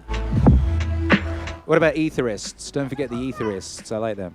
What? There's a cockroach. What's that? There's a cockroach. A cockroach? It was inside Mama's room. Well, that's me and Mum's No. room. And on the wall. No. And then Mum went up close near it with a towel. Well, she tried. Towel? Was she going to dry it? I don't know. I don't know if she was going to smack it, but then she got a tiny bit close, and then it flew. It flew? And it dropped onto one of Mama's clothes and crawled away. I didn't know. Was he sure it's a cockroach? I didn't know cockroaches flew. It is cockroach. Could you talk into the mic? Mike, discipline. It's just for you. Well, if it's just for me, don't talk to me while I'm broadcasting. It's very rude. What about all our lovely viewers and listeners? You can't be like sharing things or not sharing things. All right, that's it. I'm sleeping outside.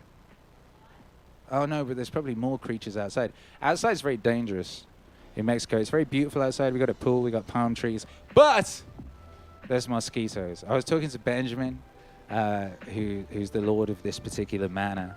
And I says, what do you do about the mosquitoes? He says, well, when we have guests, they don't bite me. They just bite the guests. He says they like whoever's new. I said, oh, okay. Okay, so I guess I'm going to have to... We need someone newer than me in here. So I might need to get like a tiny lodger like a borrower. You know the borrowers? You know the borrowers? I love the borrowers. Borrowers was a wonderful story. I used to love that when I was a kid. It's about tiny people, you know. They're so small they can use a matchbox as a bed, you know. But then they had to flee. They were living in a house. They're called borrowers, right? Because they borrow all their stuff. You know what I mean? From the big people, you know, they borrow all their shit. There were loads of borrowers' books, man. It was crazy. I used to really feel for these little borrowers, you know. And sometimes like they'd get swept down a stream or something. You're like, holy shit, it's dangerous out there for a borrower. Studio Ghibli actually did a version of this borrower story and called it Arrietty. Arrietty's like one of the characters from the Borrowers. She's the little girl, and you know Ghibli likes to like have lead girls, so they called it Arrietty. Maybe the Borrowers was a better name. Anyway, Arrietty is very good. I don't know if it was as good as the Borrowers. This is another example of how, in my imagination, the Borrowers was so epic. I heard someone talking about the new Dune movie, and they're like, it's the most epic movie of all time. Possibly. I was like, it's probably not more epic than my imagination, though. I've got a good imagination. And the problem with movies is, like, they will flood your imagination and replace it. Even if they suck. Actually, especially if they suck. I have a great example of this, right? I read... that fucker. J.R.R. Tolkien's #1 fan. He loved him so much he ripped off his name. George R.R. Martin. The last book he put out was a decade ago now, I believe. A decade ago, he put out Dance of Dragons. The most recent entry into the Ice and Fire series. And there's a bit in it where Bran finally like gets to his destination, and he finds the one-eyed raven or whatever the fuck, what he's been looking for. And the description of it in the book was so powerful, so visceral, so otherworldly. Like sometimes you'll read something in a book that's evocative of something from dreams you might have had, and maybe those dreams are memories of a world that existed millennia ago that is long gone. You know the way J.R.R. Tolkien talked about how he wrote Middle-earth, all that as an ancient history for Britain. That's what it was written as. It was written as he's like, so many countries, everyone has like their law, has their ancient mythological history. The British people don't, because it got like taken from them when the French invaded in 1066, and they like burnt all the books and all that. So the British people lost a lot of their history, you know. So he was reclaiming it for them, and what he was writing for them was the ancient history of Britain. And I kind of believe that now. I'm starting to think that that's actually what it really is. That there's truth in that. But anyway, George R.R. Martin evoked something in that description, in that chapter.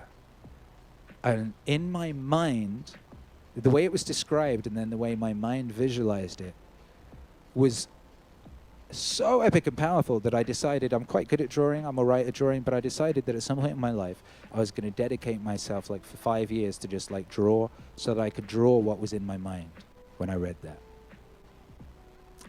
Then, unfortunately, I watched Game of Thrones, the TV show, and they caught up with the book quite quickly, because they were rushing through it, because they wanted to make Star Wars movies or some bullshit, you know.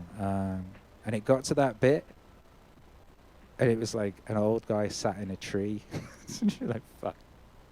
In the book, he's part tree. He's like been up there for so long that him and the tree are one and the same, and he's like a tree person thing, and he's got a branch poking through his fucking eye and all this type shit. And in the book, it's just like an old guy sat in a tree. And it doesn't even look like a real tree. It looks like a plastic tree. It was fucking bullshit. But the problem is now when I think of that chapter, think of that stupid old twat in a tree.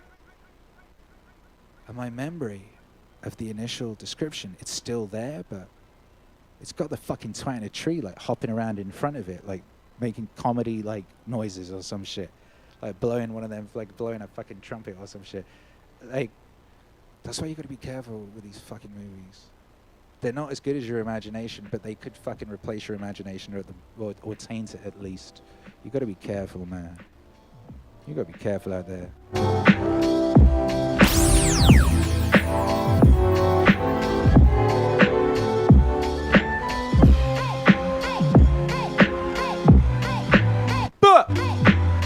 Tahani, what up, you beautiful thing?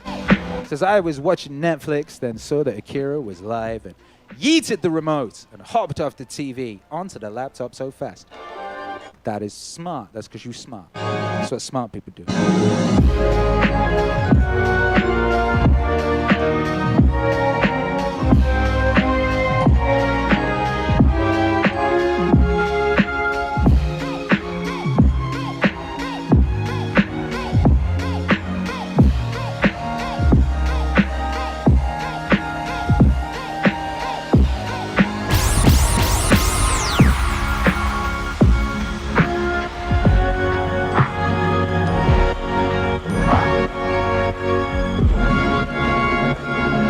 Bup, bup, bup, bup.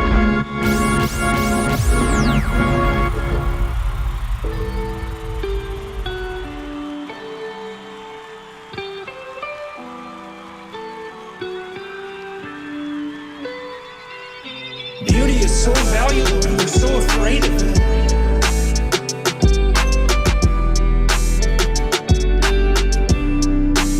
Yeah. Beauty is so valuable and we're so afraid of it.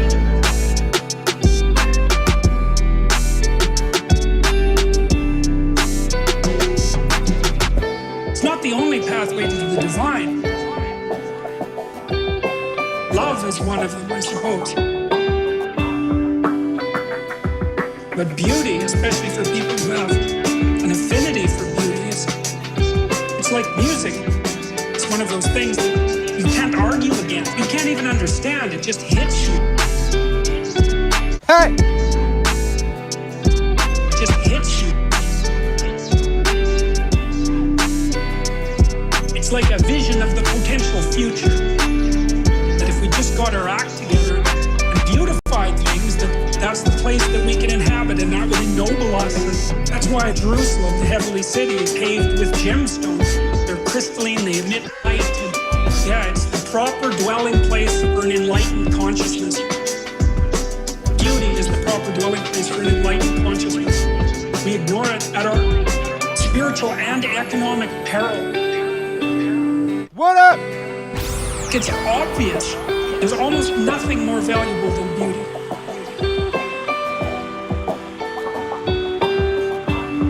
Hey. Beauty is so valuable and we're so afraid of that.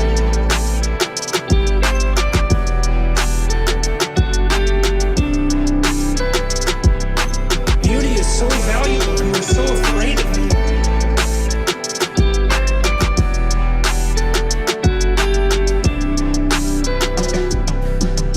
So valuable and we're so afraid of it.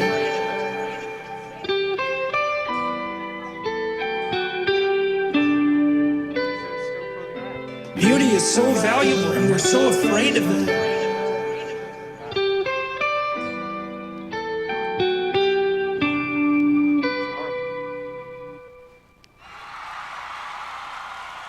Yo, flying cockroach. I'm glad I missed that. Fucking hell. How does that exist? I mean, no light, no shadow, I guess. If you're going to have meaning wave existing, also a flying cockroach is also going to exist. Shit! Yo, we haven't done the international high five. We need to do the international high five. And to do the international high five, all we have to do is confirm our internationality. Confirm our internationality, that's all. So let me know where you are in the chat. Let me know, chat. Where are you? Let me know where you are and what are you grateful for today? Let me know that, eh? Where are you and what are you grateful for today? And while you're doing that, I'm going to play this lovely song. We were talking about imagination, and here's a song. We got a song about imagination. It's worth pointing out. People keep saying this to me now. It's like, it's getting to the point now, we've done so much work that people often, they have conversations, and it's like, oh yeah, there's a Meaning Wave song about that. Yeah, there's a Meaningwave song for that. Yeah, there's a Meaningwave song for that. Well, there's a Meaningwave song for this.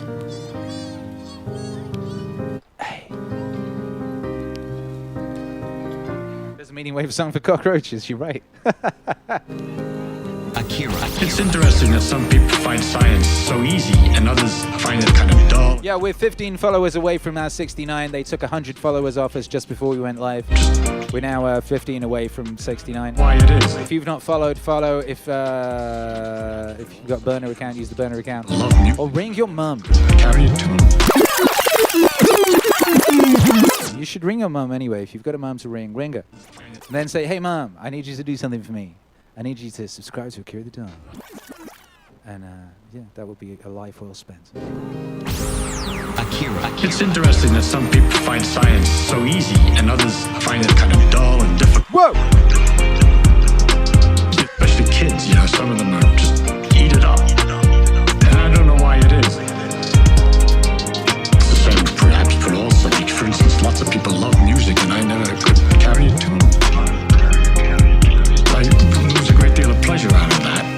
And I think people lose a lot of pleasure who find science dull.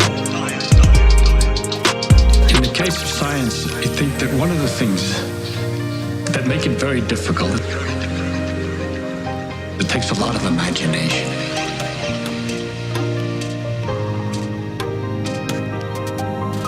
It takes a lot of imagination. It takes a lot of imagination. It's very hard to imagine all crazy things that things really are like. It takes a lot of imagination. It takes a lot of imagination. It's very hard to imagine all crazy things that things really are like. Nothing's really as it seems.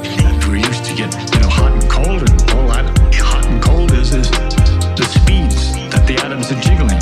If they jiggle more, it corresponds to hotter, and colder is jiggling less. So if you have a cup of coffee or something sitting on a table, and the atoms are jiggling a great deal in the coffee, and they bounce against the cup, and the cup then gets shaking, and the atoms in the cup shake, and they bounce against the saucer, and the heat heats the cup and heats everything else. Hot thing spreads its heat into other things by mere contact, because the atoms that are jiggling a lot in the hot thing shake the ones that are jiggling only a little bit in the cold thing, so that the heat, we say, goes into the cold thing. It spreads. But what's spreading is just jiggle and irregular motions, which is easy to kind of understand.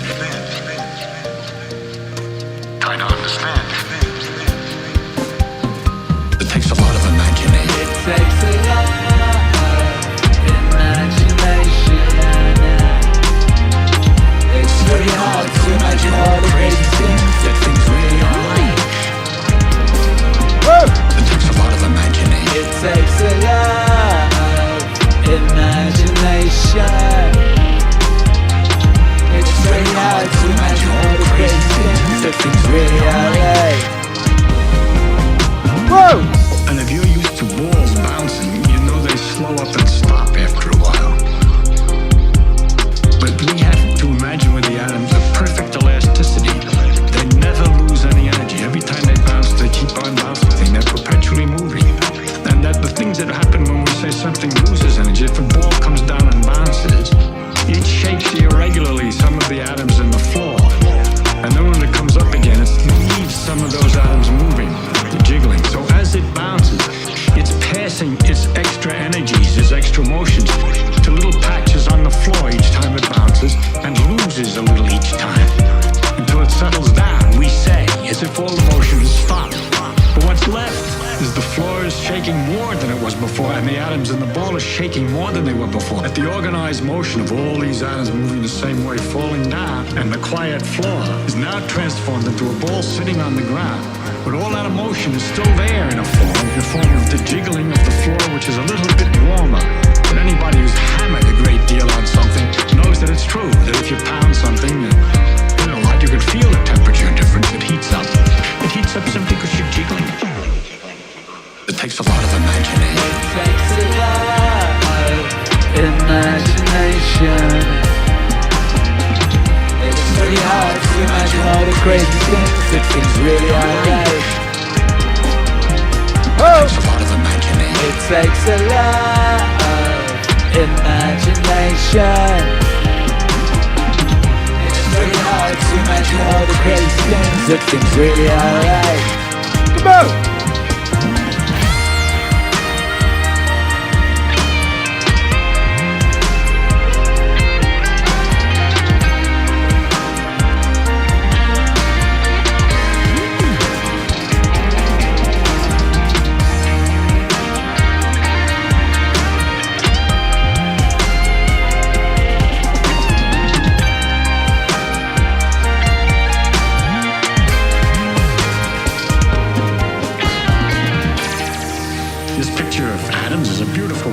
Keep looking at all kinds of things this way. I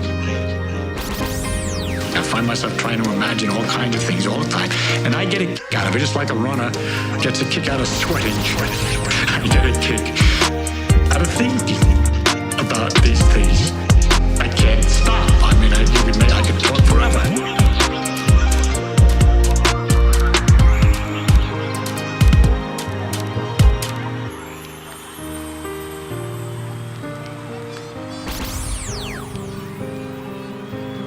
Well, that's what a treat. What a treat. Richard Feynman in the Meaningwave universe there. What a beautiful thing. Shouts out to everyone looked in. Imagination. Right there. It takes a lot of imagination. What a wonderful record that is. Shouts out to everyone locked in. Dan D. Que pasa, Akira y todos? What's cracking, Akira and the gang? Cheeto. Muy bueno, muy chido. We in the house. No, I mean, it's a beautiful day to be alive. I need to work out what that is in Espanol. That's what I need to work out. What's up, Dandy? Good to see you. What up, guys? Sice. Thank you for the mushrooms. What's up, Matt Lally? He says, guys, I love you all. Gotta go sleepy time. Sweet dreams, Matt Lally. Let's see what's up. Kevin Little says, Stanley Wave. That exists, Kevin Little. If you've never heard it, it exists. It exists. I might play some in a bit. I do like some Stan the Man. We got Jack Kirby as well. Jack Kirby and Stanley, both fine patriarchs in the Meaningwave universe. Shout out to them. D-Man says, my mum loves it. Yours would too. Kevin Little. I feel like I've missed part of the conversation. I feel like I've missed an integral part of that conversation. Let's see. We're asking where people were. I gotta rewind. Good night, Jules Warren. God bless. Let's see. Beauty, value, wave, flying cockroach. Flying cockroach exists, says Cosmic Kangaroo. Thank you.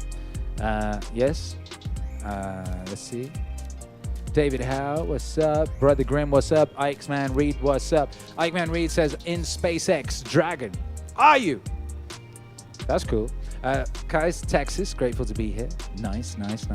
Tim W is somewhere, I can't tell. Is that an Australian flag? I can't see on my screen. Mike Better says, PA, my family. Familia. Splash. We got Book Davies in Kansas. We got Sway in Tacoma, WA Mythology. We got Annie K in the USA. Grateful for my roommate and new friends in this chat live stream, and all blessings from God.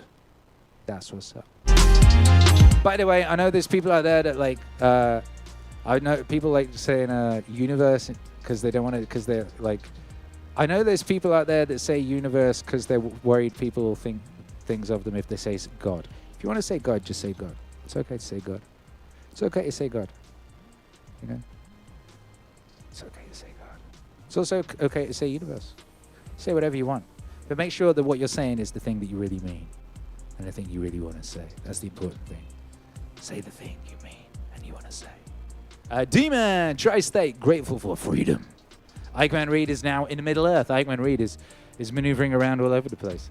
Rachel is grateful for chips. Why not? Derek is in Arizona and grateful for family and friends and Jesus. See, there you go, very nice. Annie K is grateful for Lord of the Rings and Lord of the Ring Wave. XIX Argus is in Michigan. Nice to be here. Nice to have you. Thank you for being here. And I could read on this screen as well. Where would you rather I read? Where would you rather I read? What, for some reason I can't. Oh, this Mac is about to die. Darling, your Mac is about to die. I'll read over here. We got Il Ink in Denver. Grateful for MEANINGWAVE, of course. Fool Killer, the mighty Killer of Fools, is in Maryland. Grateful he didn't die 2 days ago from fainting in the bathroom from dehydration. Didn't hit my head off something. Of all the places to faint from dehydration, you're in a place that's got probably the most water in a house. The most water in a house, probably, is in that bathroom. That's crazy. That's crazy. Shouts out to you. I'm glad you're here. Reminds me of that OJ joke. What was the OJ joke? I'll butcher it. I'll butcher it. That's quite funny. Yeah, it's like someone that was it. That bit on Weekend Update, and talking about the OJ trial, and he says, someone said in the trial that OJ loved Nicole. He would have killed for her. He says, what did he say? Oh, what?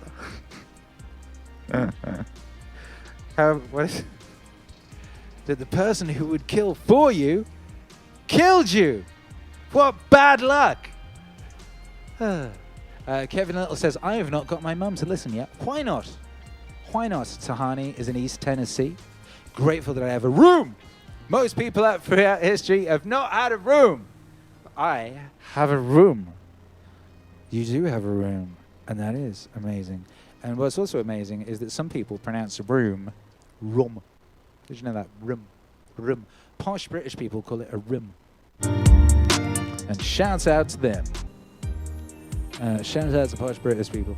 Who else we got? We got so many people in here. We got Andy Kane, Maine. We got Reynaldo in Illinois. Grateful for MEANINGWAVE, of course. We got David Howe in Delaware. Grateful for this community.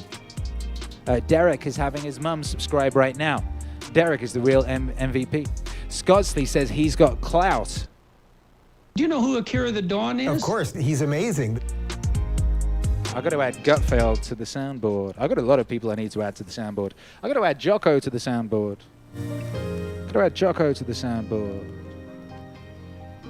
Jocko's one's great. He's like, what's Jocko's one? He's like, you know Akira the Don?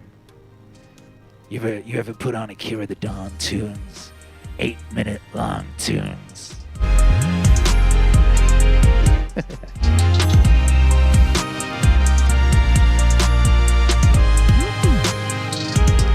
Anya's in Maine. Speaking of Jocko, Anya is in Maine, USA. Shouts out to Mike.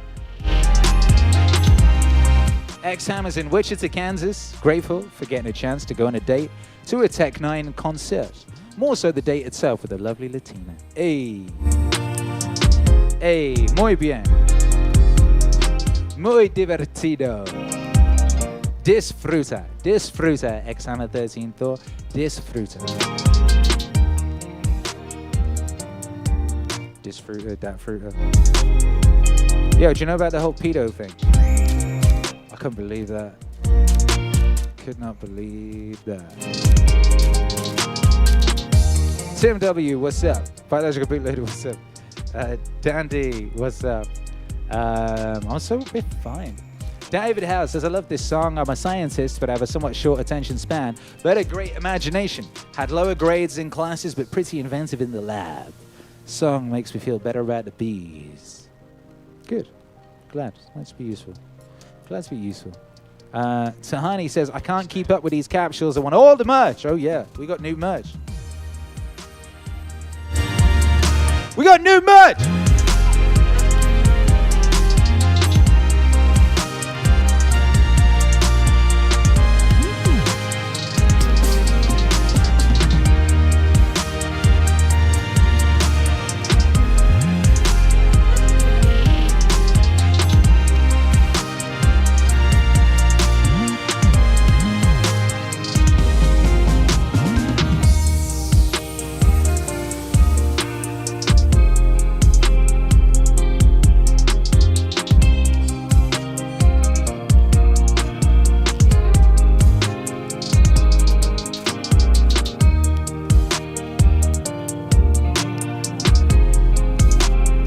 I'll get to that in a minute.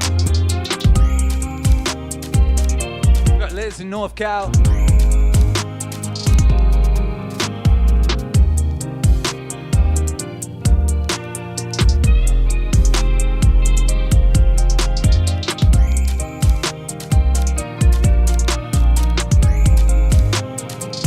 We got Grand Kelly and Middle T N. Grateful for my baby daughter and fam, Matt Lally, Akira Yelling Voice. Have we done everything? Anyway, we got shout out to everybody here.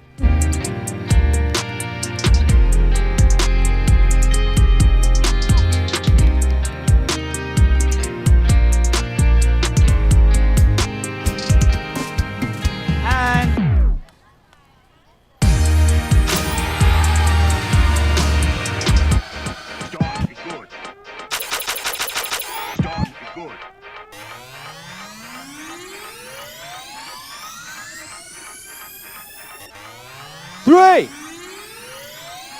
2, 1.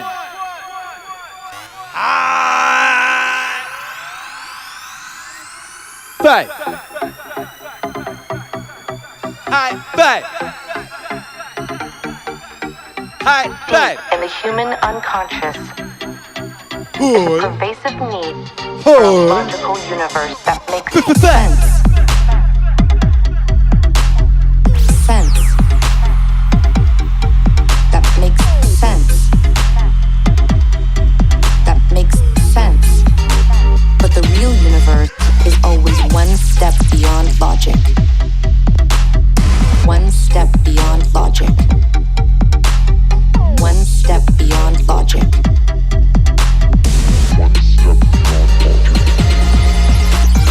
There is in all things a pattern that is part of our universe. It has symmetry, elegance, and grace.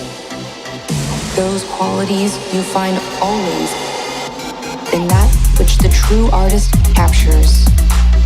That which the true artist captures. You can find it in the turning of the seasons. That which the true artist captures. In the way sand traits along a ridge. In the branch clusters of the creosote bush, or the pattern of its leaves.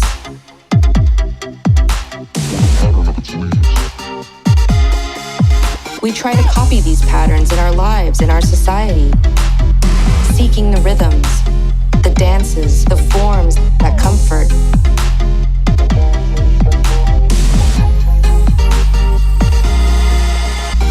There is in all things a pattern that is part of our universe.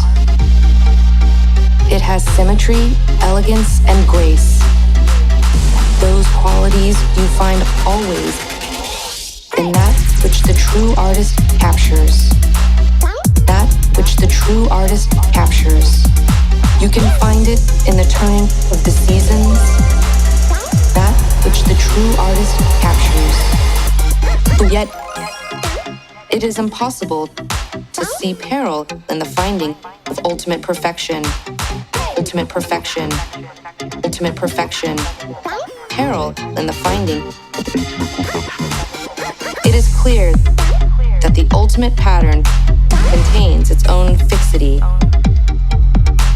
In such perfection, all things move towards death. There is in all things a pattern that is part of our universe. It has symmetry, elegance, and grace. Those qualities you find always in that which the true artist captures. That which the true artist captures. You can find it in the turning of the seasons. That which the true artist captures. The world is supported by 4 things. The learning of the wise, the justice of the great, the prayers of the righteous, and the valor of the brave. But all of these things are as nothing without a ruler who knows the art of ruling. Make that the science of your tradition. All life is in the service. Whoa, whoa, whoa! What a banger. Bloody hell, bloody hell. How many bangers does one Meaning Wave universe need? More!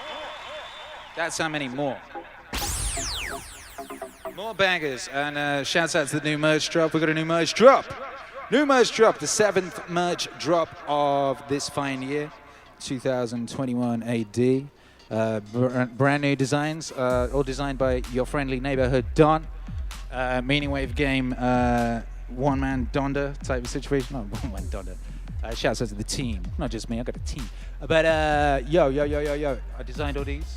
And they're very nice. And you can go get them now, meaningwave.com. Link is in the description of the broadcast. And if you want to get 10% off your order at meaningwave.com for the next 24 hours, use code 69. 69, that's just for you. Just for you locked in live right now, use code 69 and get 10% off your order at meaningwave.com. Check out the new shit. We got the parental advisory, meaningful content design, very nice. We got the MEANINGWAVE Cherry Blossom.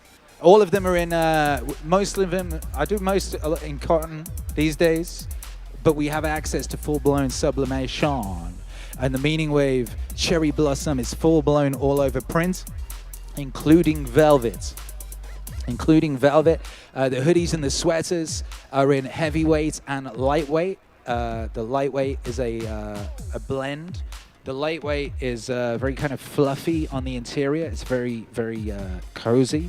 And the heavyweight is, well, heavyweight. You could wear that outside when you were adventuring. Or if your house was very, very cold, you know? So, yeah, there you go. Tim W, what's up? Says 2021 AD. Akira Don. Hey, good point. Ike Man Reed, what's up? Says JBP shirt is epic. Mine is purple Peterson. Nice!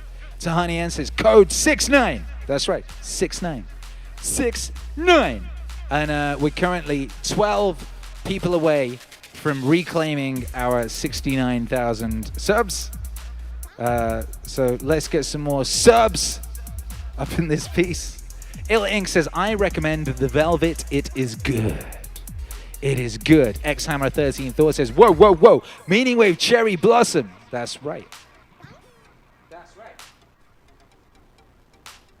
That's right. MEANINGWAVE Cherry Blossom. Who could ask for more? You know, what a time to be alive.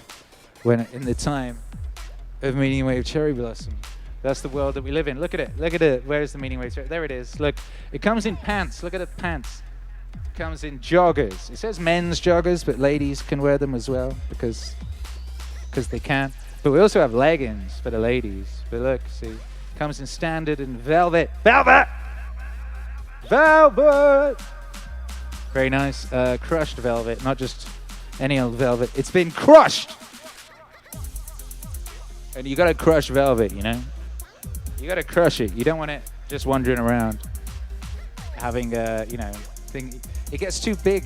It gets too big for its proverbials, you know? Look at that beautiful thing. Look at that. Cherry Blossom hoodie. Absolutely incredible. You could just get the whole thing. You know what would be really sexy, right? What would be really grown and sexy is if you happen to have some kind of a partner or like a friend or like someone you could hang around with and you both got the MEANINGWAVE Cherry Blossom and you both wore it. You know what I mean? And just wore it out. I think Ghostface wrote a song about that. One time he wrote that song, Never Be the Same Again. You know that song? Ghostface song about like his bird cheating on him while he was on tour. It's a very sad song. But one of the things, him and Raekwon's on it as well.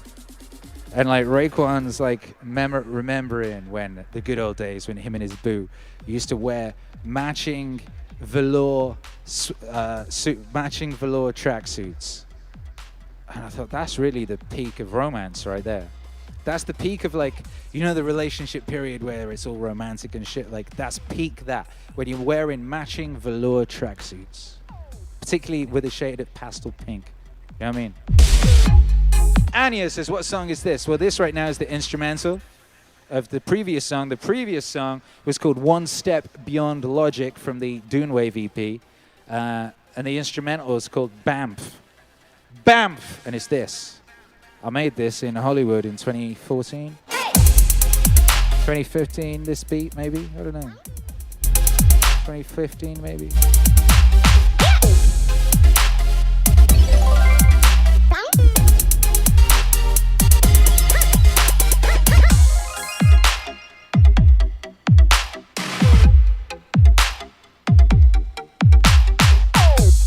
says, I require a man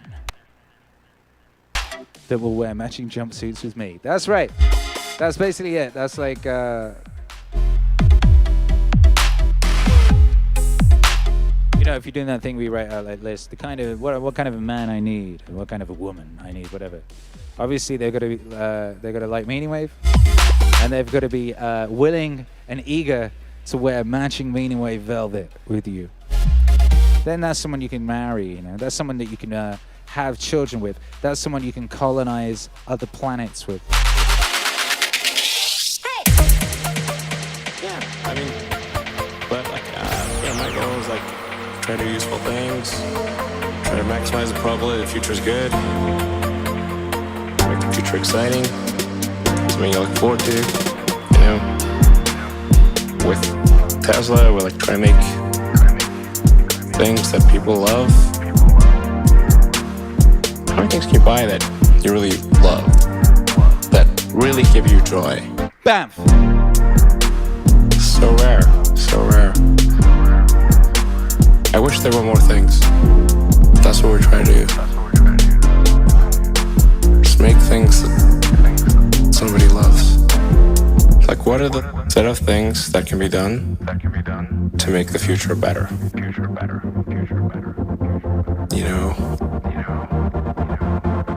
I think that a future where we are a spacefaring civilization out there among the stars, that's what we should strive for. Out there among the stars, this is very exciting. Out there among the stars, that's what we should strive for. This makes me look forward to the future. Makes me want that future. You know, the things, there need to be things that make you look forward to waking up in the morning. You wake up in the morning, you look forward to the day, forward to the future. Sure, we are a spacefaring civilization and out there among the stars, I think that's very exciting. That is a thing we want. Whereas if you knew we would not be a spacefaring civilization but forever confined to Earth, this would not be a good future. That would be very sad. No, I just think like if there are two futures, and one future is we're out there among the stars and the things we read about and see in science fiction movies, the good ones, are true. We have these starships, and we're going to see what other planets are like, and we're a multi-planet species, and the scope and scale of consciousness is expanded across many civilizations and many planets and many star systems. This is a great future. This is a wonderful thing to me.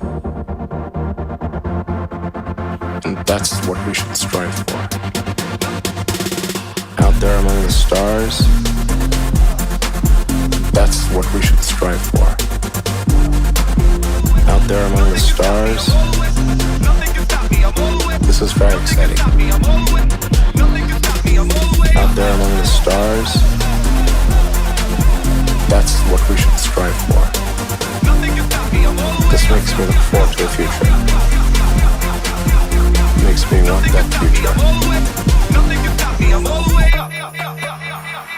Life has to be more than about solving problems. If all that life is about is solving problems, why bother getting up in the morning? There have to be things that make you proud to be a member of humanity. Only a handful of people went to the moon. And yet, we all went to the moon. We went with them vicariously. We shared in that adventure. I don't think anyone would say that that was a bad idea. That was great. We need more of those things. Out there among the stars, that's what we should strive for. Out there among the stars, this is very exciting. Out there among the stars, that's what we should strive for. This makes me look forward to the future. It makes me want that future.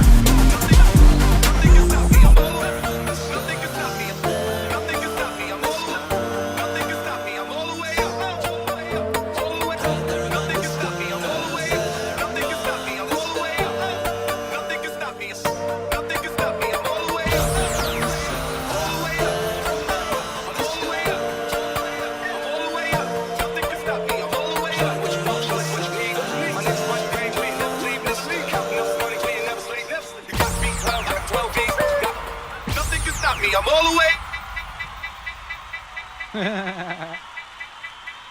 Oh, shouts out to you lot, giving me joyful little ideas of little things to play with while I'm playing records type joint. Ah, baby, come on. Out there amongst the stars. That's Akira The Don and Elon Musk from the album Elon, A Space Odyssey.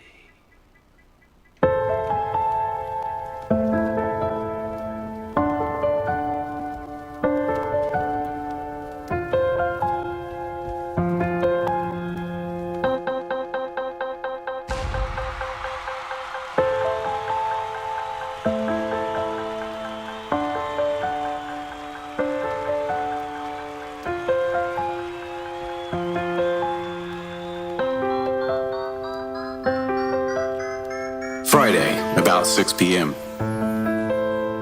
In my room, playing Minecraft. Dad comes in. Hey, buddy.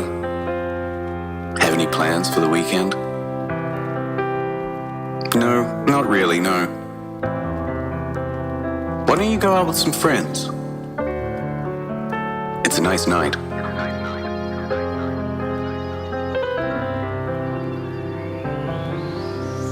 Conversation continues for another 5 minutes. Dad asks about girls and my friends. I try to dodge around admitting I have no friends and no experience with girls. But he knows.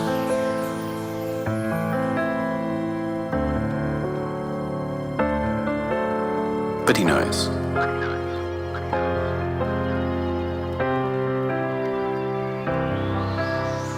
Okay, buddy. Just let me know if you ever want to ride somewhere. Or you can borrow my car anytime you want. Pats me on the shoulder and leaves.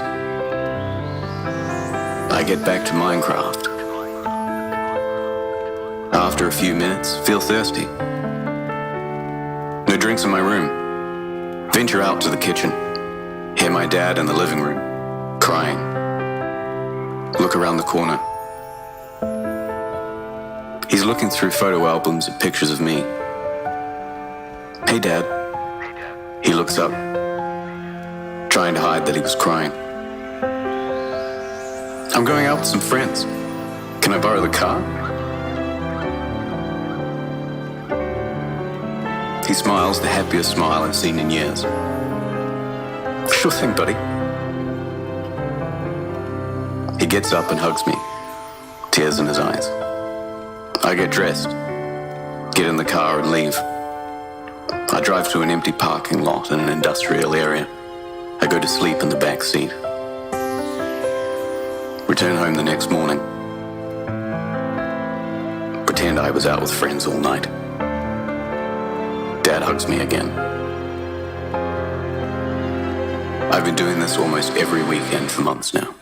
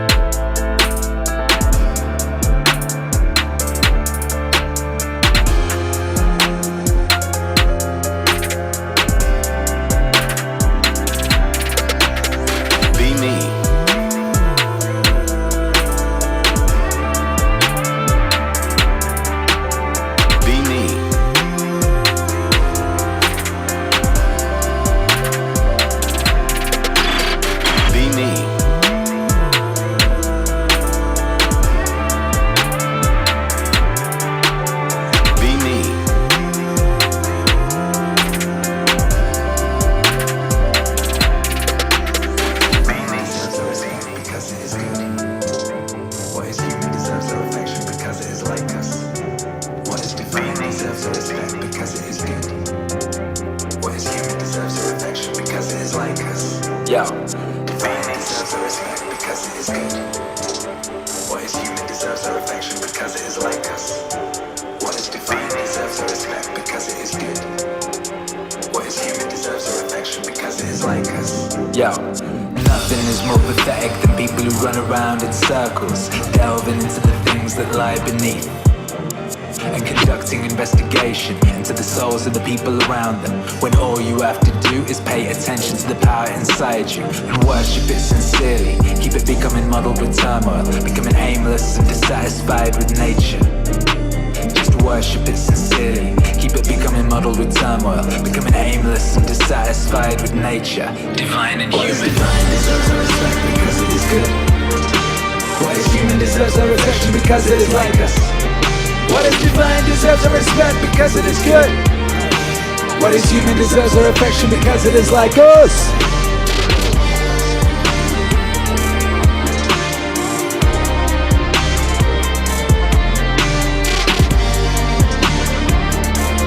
We are 8 subs away from 69. Getting back to 69. If you've not subscribed yet, subscribe now. Hit that subscribe button. Or tell someone else to. Do it. And I pity too, sometimes, for its inability to tell good from bad is terrible. A blindness as the kind that can't tell white from black. Even if you're gonna live 3,000 more years or 10 times that, remember, you can't lose another life than this one. You can't live another day and you're losing. Longest demands are the same as the shortest. The present is the same for everyone. His lust is the same for everyone. And it should be clear that a brief instant is all there is lust. Cause you can't lose either past or the future. How did you lose what you don't have? Remember 2 things. 1. Everything has always been the same. Everything has always been the same. Everything has always been the same. Everything has always been the same. Everything has always been the same. Everything has always been the same. Everything has always been the same. Everything has always been the same. Everything has always been the same. But it keeps recurring. What is divine? Because it is good. What is human? Because it is like us. What is divine?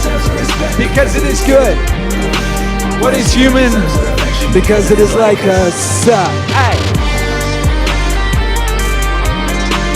Whoa, we are 3 away. We are just 3 subs away. If you've not yet subbed, sub now. And if you have subbed, check you're still subbed. They do the unsubbing thing. 100 people got unsubbed just before we went live. Everything has always been the same. Everything is longest lived and those who will die soonest lose the same thing. The present is all they can give up.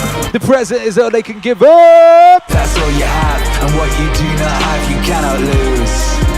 Hey, hey, hey. That's all you have, and what you do not have, you cannot lose. That's all you have, and what you do not have, you cannot lose. Yeah, that you cannot lose. And on that bombshell, we declare victory. I will pronounce victory for the Meaningwave Autonomous Zone. For every rave wider, wave rider, and rave wider on this sweet earth. Victory has been declared. They took 100 subs of us just before we went live, and we just got it back. B-A-K, like back of the bus. We're back. 69 dudes, 69 dudes, 69 dudettes.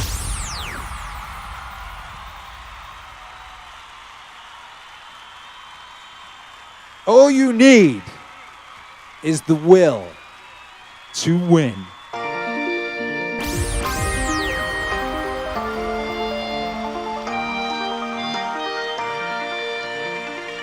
Whoa! If you want a thing bad enough to go out and fight for it, work day and night for it, give up your time and your peace and your sleep for it. If only desire of it makes you quite mad enough never to tire of it.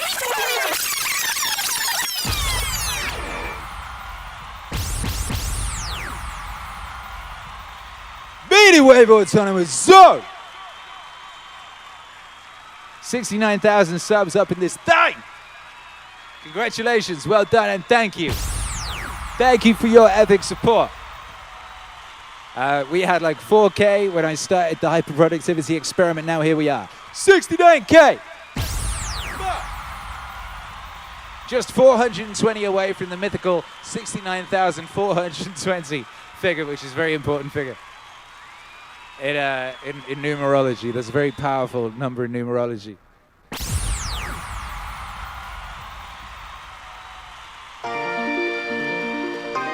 Bop, bop, bop.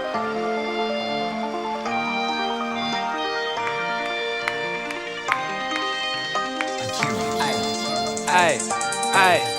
If you want a thing bad enough to go out and fight for it, work day and night for it, give up your time and your peace and your sleep for it. If only desire of it makes you quite mad enough never to tire of it. If only desire of it makes you quite mad enough never to tire of it.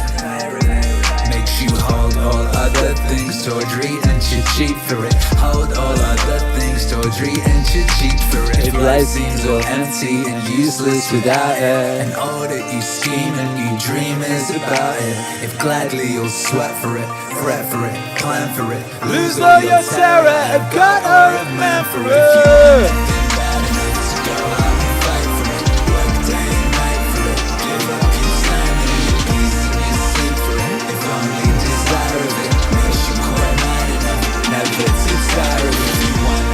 Bad enough to go out and fight for it, work day and night for it, give up your time and your peace and your sleep for it. If only desire of it makes you quit mad enough never to tire of it. Life seems all empty and useless without it, and all that you scheme and you dream is about it. If gladly you'll sweat for it, fret for it, plan for it, lose all your terror of God or of man for it. If you'll simply go after that thing that you want with all your capacity, strength and sagacity, faith, hope and confidence, stamp tenacity. Ow! If neither cold poverty famished your glowing, nor sickness, no pain of body and brain can turn you away from the thing that you want. Aye. If dogged and grim you besiege and beset. If dogged and grim you besiege and beset, you'll get it. If you want a thing bad enough to go out and fight for it, work day and night for it, give up your time and your peace and your sleep for it. If only desire of it makes you quite mad enough never to tire of it. If you want a thing bad enough to go out and fight for it, work day and night for it, give up your time and your peace and your sleep for it. If only desire of it makes you quite mad enough never to tire of it.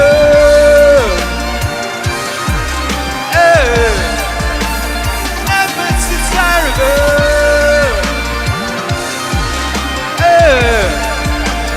Never to tire of it.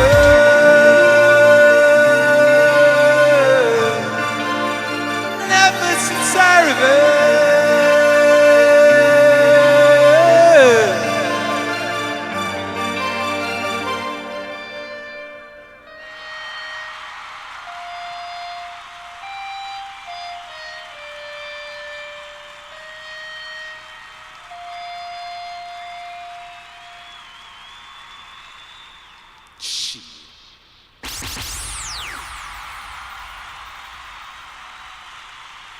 That's coming out next week. It's brand new. That's called The Will to Win. Lyrics by Burt and Bradley. Transposed into song by your friendly neighborhood Dot.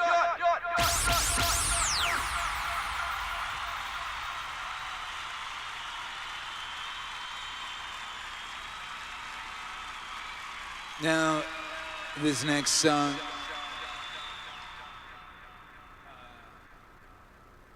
is a special song. It's a very special song. You know, it's a very special song. And what can I say about this song?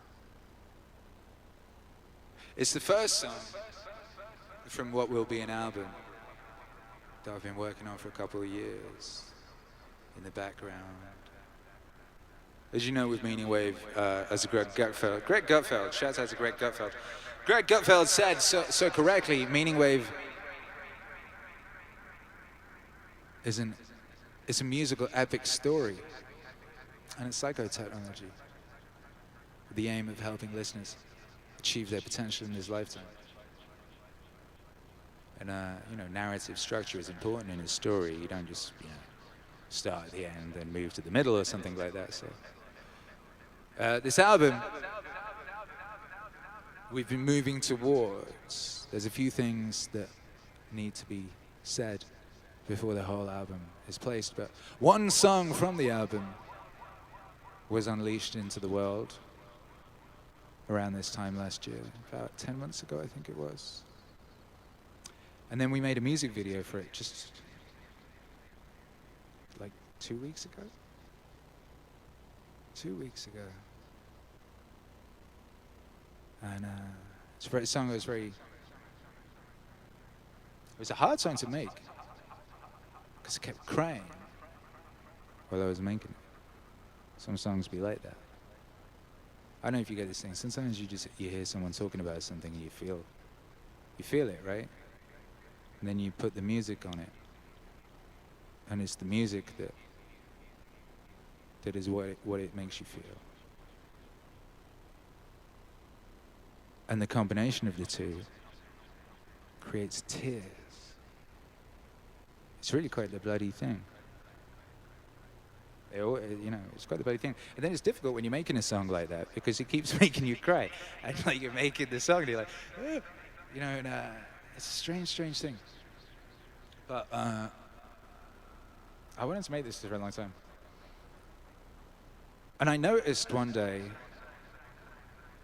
that the person who was in the song was following me on Twitter, which was quite crazy because, anyway, because, you know, they're a very famous person and, you know, lots of people were following them. They weren't following very many people, and I noticed they were following me, and that was pretty amazing.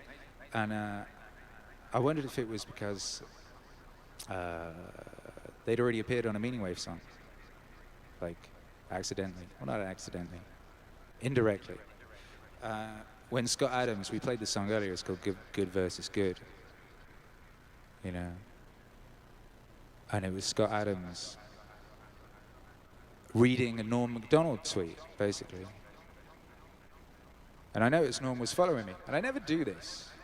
I never DM people. I really don't like use my Twitter clout very much at all. Some people on Twitter, they be DMing everybody, and I just really don't. But I DM'd Norm Macdonald, and I said, Norm, you know, I'd love to make an album, like with your words. That you said some stuff that there's some stuff I want to turn into songs because it's really beautiful stuff. And he replied to me. He said, certainly, I'd be honored. And that was a real amazing feeling. I ain't give a fuck about that. I don't know. I met a lot of people in this life. You might have heard the story about the time David Bowie was trying to get my attention, and I was like just busy talking to a security guard. I wasn't that bothered. I don't know. I've been around. I've met lots of people. I don't really care. I did care that Norm Macdonald replied to me, and that he said, certainly, I'd be honored. That was an amazing thing.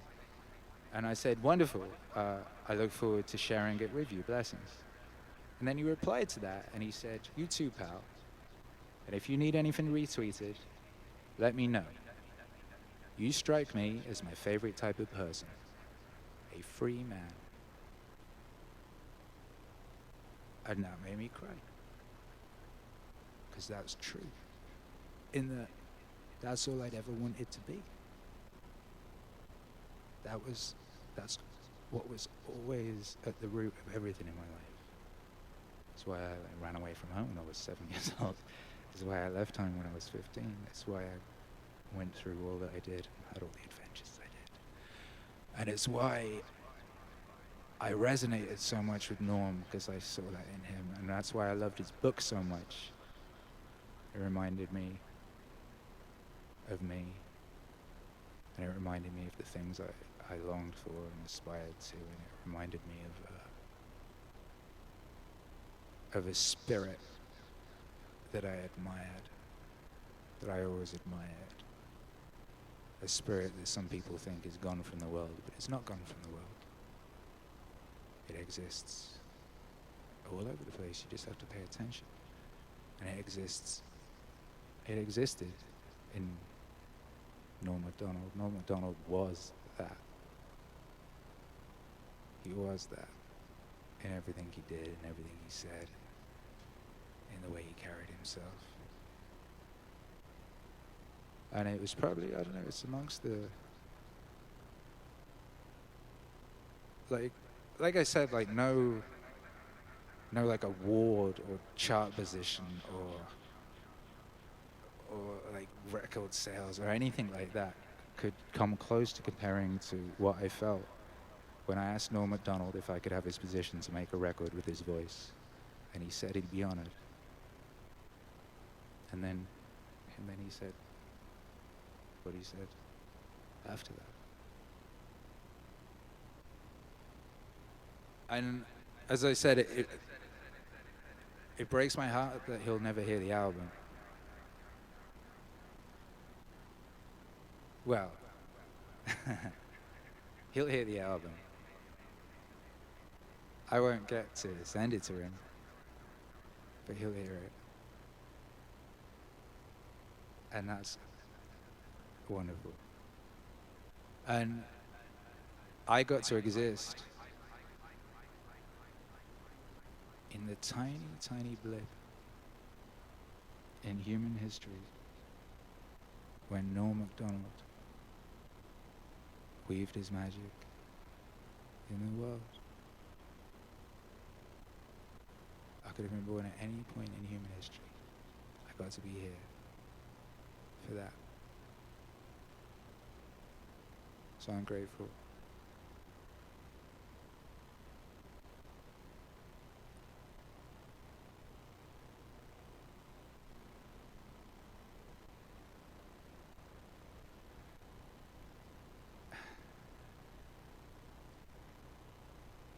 Grateful. And honored the Meaning Wave has Norm. The Norm is a part of the Meaning Wave universe. And that this song exists.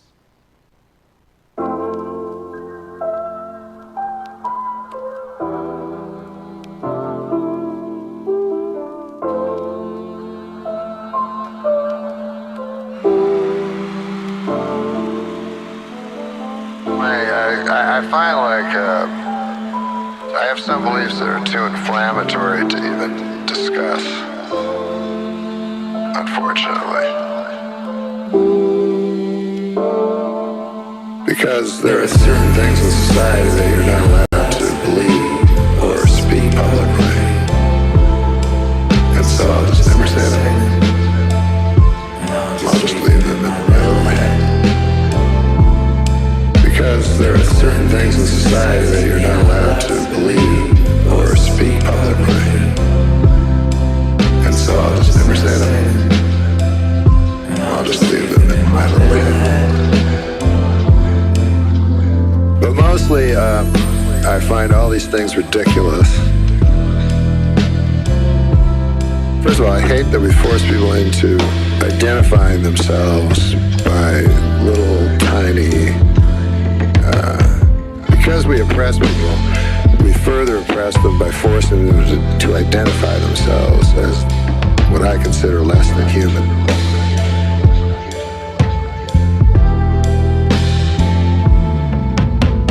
So if someone says, I am proud to be black, I go, that's too bad for that guy, because it's a retarded thing to be proud of.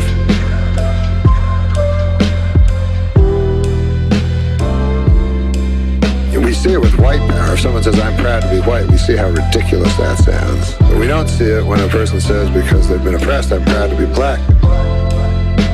But it is ridiculous. We've pushed them into a corner where now they're going to spend their whole life identifying themselves by the pigment of their skin, which is a sad waste of life. Or if you you say, I'm proud to be gay, that's what I am, and that's how I'll live my life. Well, boy, you're really limiting yourself there, and it's too bad. And I know you've been forced into it by being pushed down and oppressed, but it's still very, very sad.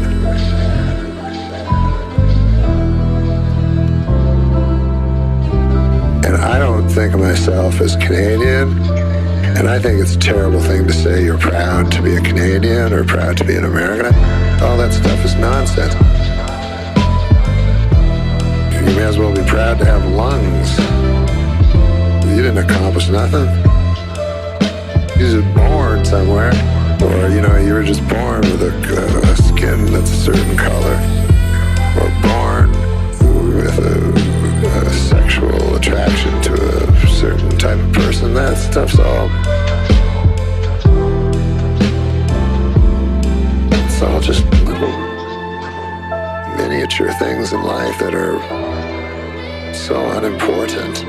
And when people try to tell me that God is not important, but that this nonsense is important, I couldn't disagree more.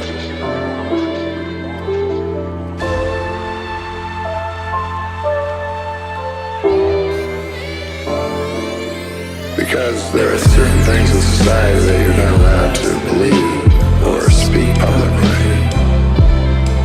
And so I'll just never say them. I'll just leave them in my little head. There are certain things in society that you're not allowed to believe or speak publicly.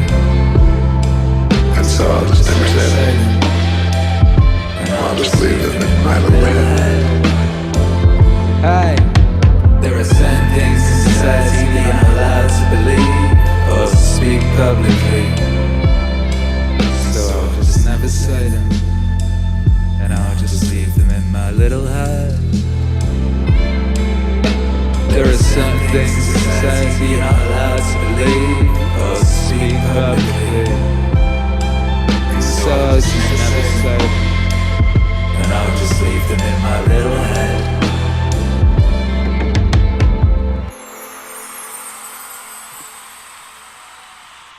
Godspeed, Norm Macdonald. Thank you for everything. I love you forever.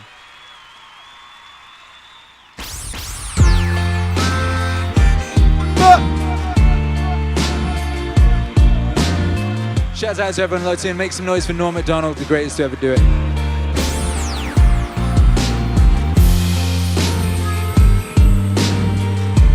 Shout out to everyone locked in. Thank you everyone for your support.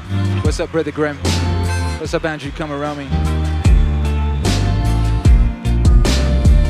You only get as much tyranny as you're willing to accept. My legal consultant said the same today. Synchronicity's a signpost. Congrats, you slide box. Big up Luke says victory. John Hannibal Smith with the free. Appreciate thee. Says used to have 2 kidneys, now I have 2 adult knees. 2 adult knees. What up, Pixie? Says well, that deserves some support. Ike Man Reed says, Akira, did you see the SpaceX mission update? I did not. What did they do? Andrew says, I love the backup vocal Akira does live on this. By which I think do you mean, what was I playing at that time of that message? That would have been The Will to Win, coming out next week, brand new single. Welcome new member, Book Davies. Welcome to the channel. Channel members get to download these sets. You get a download, an audio download of these sets. So even if YouTube blocks the audio, which they often do, you still have the whole thing. That's channel members at any level. Level 2 and above get downloads of the records. Shouts out to all of you. Big shouts out to Damien McElbana. Thank you for your generous support. Man coming through with a $50 super chat like a G. Says, do the good work, sir. Yo, we do our best, baby. We're doing our best. Out here.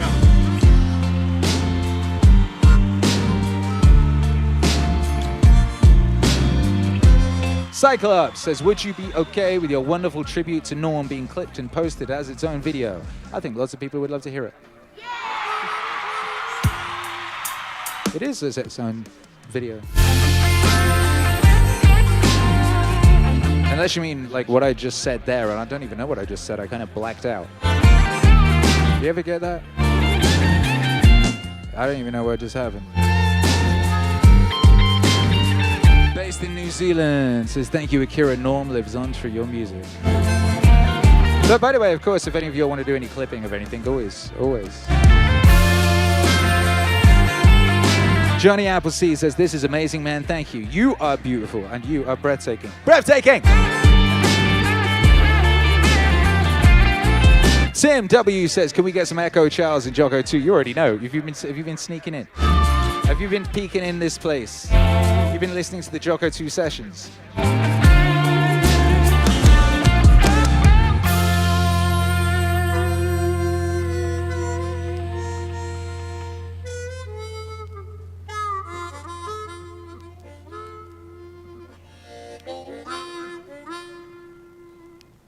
You don't know how it feels.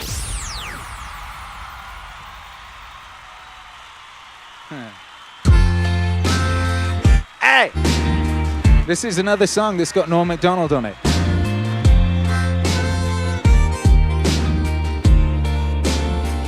All together now. Low self-esteem is like a virus. You catch it from other people. Low self-esteem is like a virus. You catch it from other people. You didn't get your low self-esteem necessarily because you were born with it. It's got to be a genetic component here. But mostly it comes from narcissists who have their own broken self-esteem, and they want you to have a broken self-esteem, and if you don't have it, they're going to give it to you. You did. You catch it from other people, and you can get rid of it, just like you can get rid of it. Come on! Right. What? Low self-esteem is like a virus. You catch it from other people. Low self-esteem is like a virus. You catch it from other people. You do have a constitution. You do have immunity. It takes a little while, just like getting cold. And the cold wins for a while, and then your natural immunity takes over. Your natural immunity can get you away from this low self-esteem that you caught from other people. It's not in you. It's something you caught. And you're going to beat the shit out of it. Just like your immune system will beat the shit out of it. Tom Hanks is it. Come on! 99% of you plus. Low self-esteem is like a virus. You catch it from other people. Low self-esteem is like a virus. You catch it from other people. Make some noise to Norm Macdonald.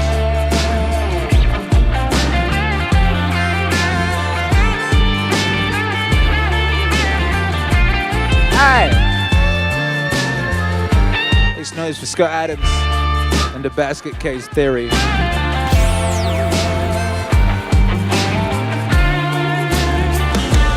Bow, bow, bow.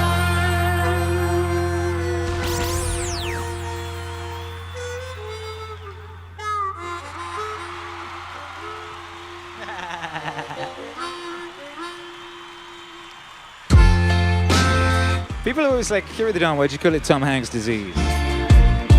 Why'd you call it Tom Hanks disease? I like literally, I'd never even written down what they actually call it.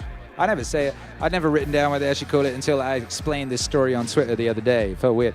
Like, I told you all, I don't like using their words. Certain words they put out there, they're put out there with a specific purpose of fucking with you, making you afraid, confusing you, whatever it is. I spot these fucking things in my life and I don't use them. You know, I don't use them. So I was very grateful for Norm Macdonald, like very early on last year, you know, like February, March, whatever, early March. He called it Tom Hanks disease. I fucking laughed so hard when he called it Tom Hanks disease. It was so funny, it was so perfect. Because, you know, when they did the rollout, you know, it was like, he was the celebrity. You have, when you're rolling something out, right, you have to get a celebrity to kind of endorse the product, you know what I mean, and publicize the product. So it was Tom Hanks, you know. But the thing is, it's like, you know, if like, I don't know, what would be an equivalent? If a celebrity was like, you know, rolling out a new line of beer, you'd be like, oh yeah, that's the Bruce Willis beer, isn't it? You know, or that's the Snoop Dogg weed, whatever the fuck. So that's the Tom Hanks disease. Fucking pissed myself when I called it that. So I just started calling it that, you know. And what I was noticing around me, the conversations that people were having, people were mad afraid. It's easy to forget now. Now no one's afraid. Apart people are just like, no one's afraid. Maybe like a few strange people. But like people ain't afraid now. Just people, everything's just weaponized. People just use this shit to like fuck with each other and bully people. And low status people use it as a way of like of claiming authority and power over people who like go at the gym and shit like that. You know what I mean? But like back in the day, like people was genuinely scared. You know what I mean? People was like, I remember going out around LA, going to a supermarket or something, and like people had this look in their eyes, you know, these milky wet eyes. People was fucking frightened. But Norm, when he said Tom Hanks disease, he just made that shit funny. He just robbed it of its power of fear. For me anyway, and then I noticed when I used it in conversations with other people, it worked the same on them because they'd fucking laugh. What did he say, Tom Hanks disease? And the cool thing was I just used it in the house all the time. So like my son Hercules just always called it Tom Hanks disease, and laughed and was never scared. He ain't never been scared, you know, for a second. And that was one of many things that Norm gave to the world. And calling it Tom Hanks disease, that was a weapon, and it was armor for those that accepted it and those that used it. And a lot of people did. It wasn't just me. There was a lot of people that did. So thank you, Norm. You bad motherfucker. That was fucking genius. And you can apply that to all sorts of stuff. Like, pay attention to that. You can use that. They be trying to fuck with you. They be trying to hurt you with language and shit like that. Just turn it around, and you can use comedy to diffuse these weapons of mass destruction that they use against their own people, you know?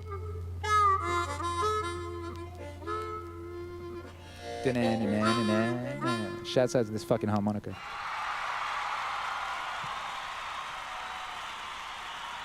Cyflex 924 says, I'm not a doctor, but I don't think there's any other disease where you're allowed to get plastered all the time. For alcoholism, that is the disease. That was a good one. Oh, shit, yeah.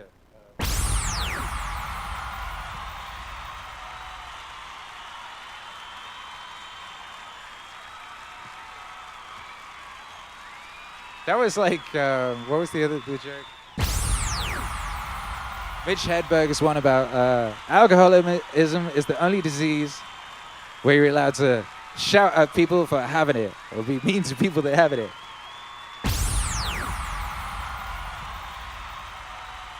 Hey, John, you're fucked up. What was it?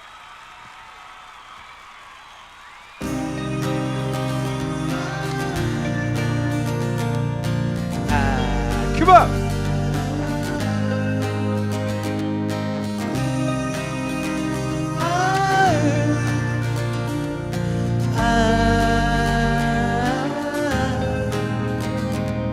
Consider the lilies of the field, how they grow.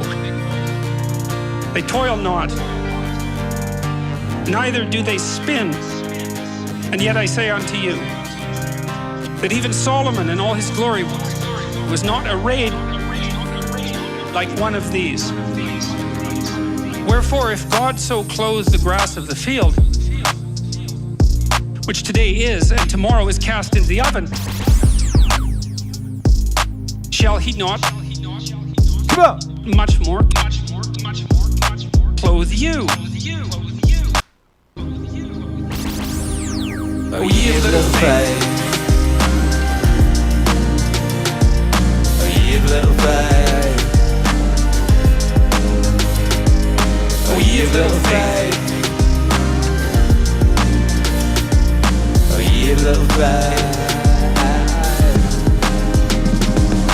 Shall he not much more clothe you? Therefore, take no thought, saying, what shall we eat, or what shall we drink, or wherewithal shall we be clothed? Those are famous lines. That's sort of Christ the hippie, right? It's like, hey, let it all hang out, do your thing, and everything will come to you. But that's seriously not the proper interpretation, because there's a kicker with this. And the kicker is this. For your heavenly Father knows you have need of all these things. But seek ye first the kingdom of God and his righteousness, and all these things shall be added unto you. O ye of little faith. O ye of little faith. O ye of little faith. O ye of little faith.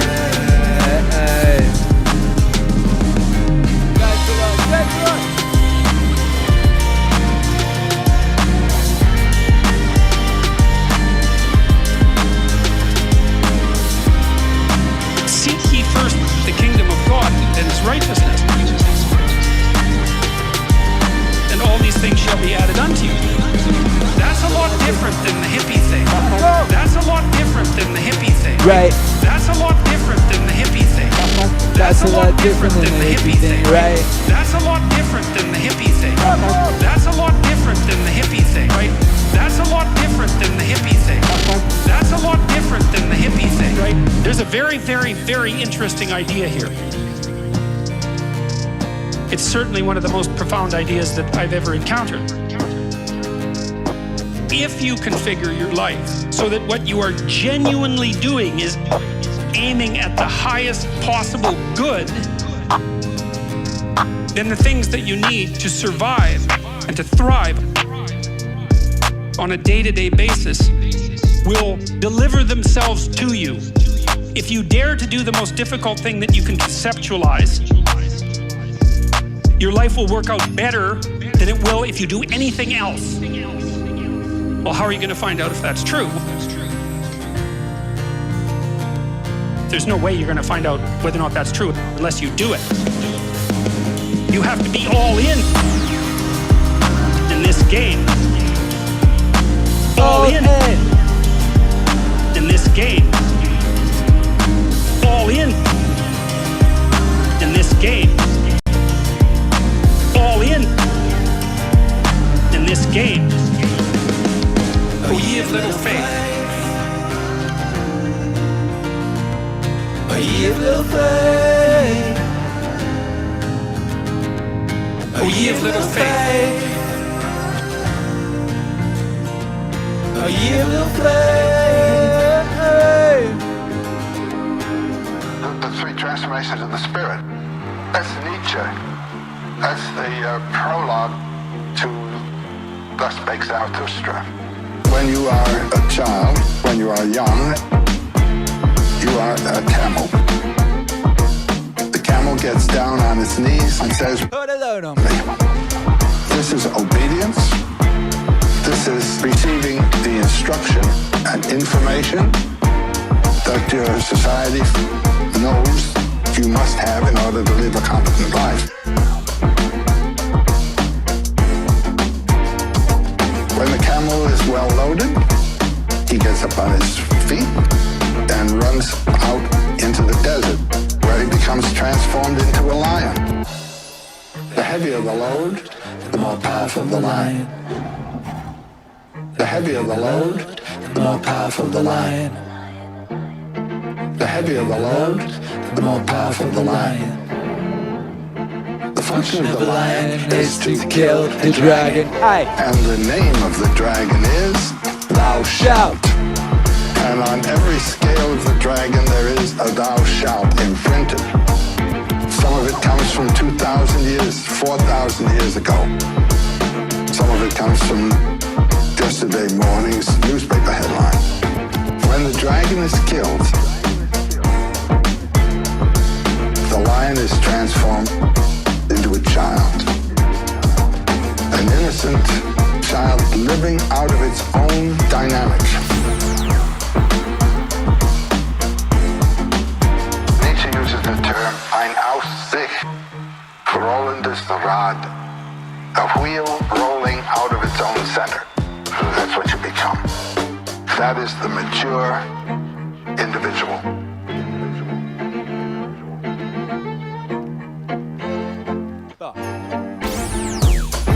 The heavier the load, the more powerful the lion. The heavier the load, the more powerful the lion. The heavier the load, the more powerful the lion. The function of the lion is to kill the dragon. The Thou Shalt is a civilizing force. It turns a human animal into a civilized human being. But then the one who is thrown off the Thou Shalt is still a civilized human being. You see, he has been humanized, you might say, by the Thou Shalt system. So his performance now as a child is not simply childlike at all.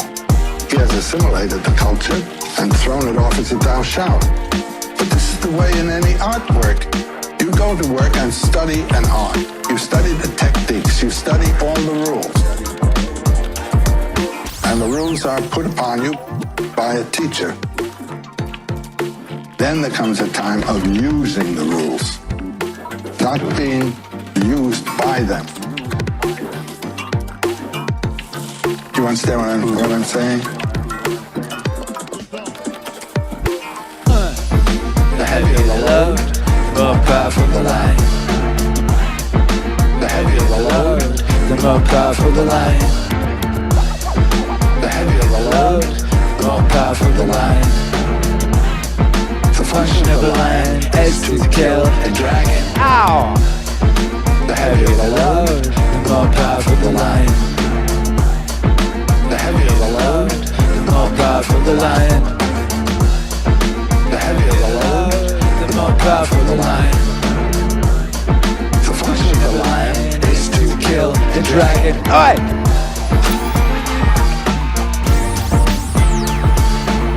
Yo, that's sweet, sweet unreleased. Akira The Don and Joseph Campbell, Zarathustra's Prologue. Zarathustra's Prologue. We need more Nietzsche in the Meaning Wave universe. I know, I agree with you. Kevin, Little Kill the Dragon, get the gold share with the community. That's what's up. Hey, shouts out to everyone locked in. Thank you, based in New Zealand. Who's based and in New Zealand? And you know, that's going to be difficult. So I'm proud of you. Hey, says, thank you, Akira. Norm lives on through your music. Norm immortal. Norm contributed so much of good to this world.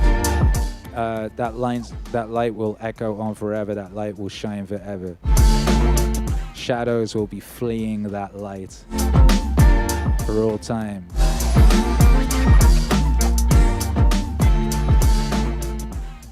Here's the thing. I used to tell my son this. It's like, if you're ever sad, just smile. Just force yourself to smile. And that actually makes you feel better. But you know what else works? And I've done this. I do this. Think of Norm Macdonald.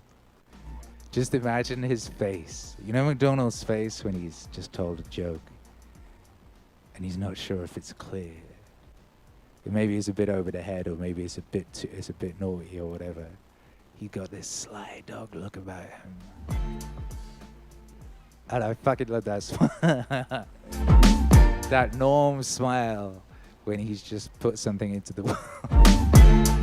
Like, you can never be sad, man. If you ever sad, if you ever had a bad day, if some fucked up shit happens, think of Norm Macdonald's smile. That shit will help.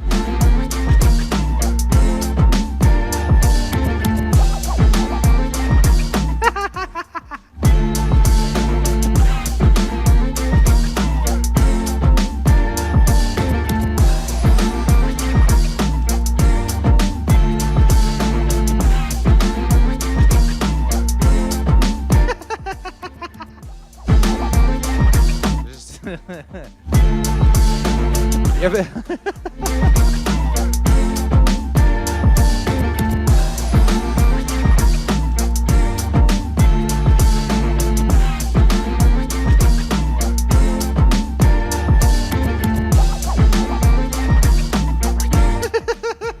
you ever? Sorry, I just had about like 5 Norm bits running through my head at once, kind of headbutting each other, and they were all amazing. You ever see Larry King talking to Norm, and Norm's telling him that he's deeply, deeply closeted? So Larry King's like, "Oh, what? You're gay?" He's like, "Oh no, no. I'm deeply, deeply closeted." Dirty dog.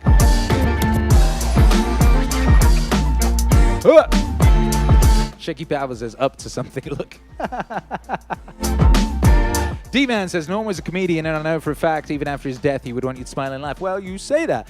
There's a wonderful bit where he's talking about how people say, oh, you know, when I die, I want people to have a party at my funeral. He's like, no. You know, when I die, I'm dead.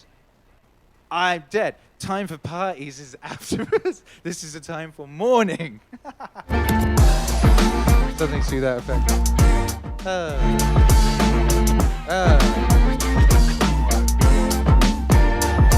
Hey, what up, brother Graham? Says, if you could fit and be humble, I would be forever grateful. Always a great ending, brother. I love you all. Meaningwave exists. Let's go. I have another song for the end. I was about to play the last song. Thank you for your support. We'll play Be Humble another time. Book Davis says, an old chunk of coal, if put under enough pressure and fire, becomes a diamond. That's so true. Cyclops94 says, best Babylon Bee headline I saw today. Work efficiency drops as workers spend all day binging Norm Macdonald videos. Shouts out to I'm Not Norm, which is an incredible repository for Norm greatness. That not, if you don't follow, I've been following the I'm Not Norm channel for many years. It's funny because it's Norm content, and it does really good, like, you know, Norm talking about Norm on a theme, Norm shitting on Hillary Clinton, Norm talking about Bill Clinton being a murderer, Norm telling OJ jokes, Norm on death, Norm on the afterlife, people talking about Norm. It's incredible. Incredible resource that's then punctuated by these like really strange t-shirt adverts with really like ill-fitting music. If you'll have seen these, you'll know exactly what I'm talking about. Be like, you're in the middle of a Norm joke, and then suddenly there's a break, and there's some like kind of fruity, like stock, fruity, future house, tropical type stuff. And then a picture of this lady wearing like kind of bootleg looking Norm merch. It's always the same lady.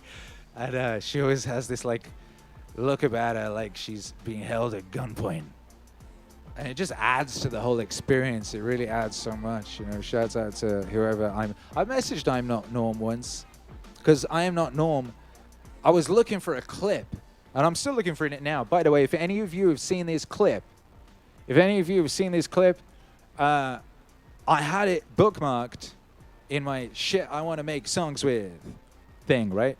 And it was Norm, and I had this years ago, and then I went looking for it a while ago, and it disappeared.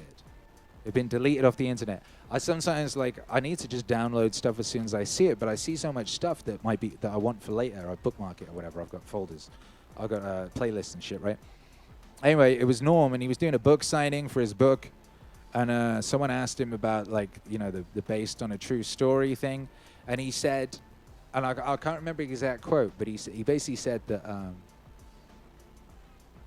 that truth is in fiction. He didn't say, he said it perfectly. I can't remember exactly how he said it. The gist of it was that lies are hidden in so-called truth, and you'll find the real truth in fiction, or fiction. That was the gist of what he was saying. He said it brilliantly and perfectly. This is why I, sample Norm and don't necessarily write the fucking song, because he said it so perfectly. And he kind of, I think it was the way, like, was he a bit annoyed when he said it? I can't remember, but it was perfect. But then it just disappeared from the internet, and I couldn't find it anywhere. And I messaged I'm Not Norm and asked I'm Not Norm if I'm Not Norm had seen it, but I'm Not Norm never got back to me. Which is how some people thought that I'm Not Norm was Norm. But you can tell I'm Not Norm is not Norm, because I messaged I'm Not Norm and I'm Not Norm never got back to me. But I messaged actual Norm, and he got right back to me. You know what I mean? So that's how you know. Anyway, shouts out to I'm Not Norm, does a wonderful job. Shouts out to everyone out there, like, running good clip channels. There's people out there who like farm shit and they add nothing new, right? There's all these twats who run these Alan Watts channels that just fucking post Alan Watts lectures with my fucking artwork and add nothing. Sometimes they fucking slightly speed up the audio, hoping that the copyright detection algorithm will miss them. That's about all they add. And maybe a link to their PayPal address, in case you might want to send them some money for their fucking useless work. But there's some people out there who do incredible works of archiving. I remember when Peterson was coming out, there was a couple of channels like Bite Size Philosophy and them ones that would clip Peterson, and they'd really put in effort and find the good bits and give them useful titles and stuff. It's a real art, archiving and curation and archivation. You know, they're really, really important roles, very much important in our culture going forward, because the people we'd entrusted with those roles betrayed us. You know, those people with what's now referred to as the legacy media. You know, that dying fucking wildebeest, that shrieking fucking, that thing, it's been dying for a long time, but its death is so drawn out and laborious and grim, and it's just fucking thrashing around and causing all these problems while it's doing so, but it's dying, and that's wonderful. But you know, that was the job. They had that job. They fucked it up. Going forward, archivists and curators have such an important role. Some of us are making things, and some of us are organizing things, and some of us are working out the meaning of those things. We all have a part to play. But I want to take this moment to give a big shout out to the archivists and curators that really, really put in work and really pay attention. You are fucking invaluable. Thank you. Make some noise! All right, last song. One last line. Cat Emperor says, love your music, make more music with Norm Macdonald. I will. I am, and I will. I am, and I will, and I have. And it will be time for you to hear it soon. Last song, last song. Once again, thank you, Scott Adams. Thank you, Greg Gutfeld. Shouts out to everybody locked in. Thank you, everyone, for being here. Shouts out to all the Wave Riders, all the Meaning Wave people, all the brave citizens of the Meaning Wave Autonomous Zone. Everyone who listens to this music, everyone who shares this music, we don't exist without you. Thank you. Have you heard the phrase, freedom is just another word for nothing left to lose? Come on! You've heard that, right? Freedom's just another word for nothing left to lose. How about that college class you were going to sign up for? How about that sport you wanted to get involved in? How about that motorcycle you wanted? Too dangerous, right? You're free. You're free. You're free. You're free. Every one of you who is depressed and anxious, you're free. You're free. Because nothing you do will be worse than the way you feel right now. Do something. Do something dangerous. Do something. Psychologically dangerous. Take a chance. Put yourself out there. Flame out. Get killed. Just get smashed. Just go do it. You're free. Freedom's just another word for nothing left to lose. You're free. Do something. Do something. Freedom's just another word for nothing left to lose. You're free. Do something. Do something. If you want to meet people, here's the best way to do it. You have to join activities. There is no other way to meet people and form lasting friendships. Hear this clearly. Meaningwave Autonomous Zone, make some noise with your wave emojis. Put what you want to say up on the, I'm putting the screen up now. Say what's in your heart. A sport, a gym. It will be recorded for posterity. Movement. Nothing else. Right? You can't just make a friend. Like, good luck. Love you too, screw the woke. You try. Well, I don't think I've ever seen it work. Hi, Bob. Hey, Bob. Hearing good things about you, I think we could be friends. Doesn't work. Do something. Do something. Do something. Join a thing. Make a sport. Hey. Form a club of your own. Come on. Just go do it. You're free. Freedom's just another word for nothing left to lose. You're free. Do something. Do something.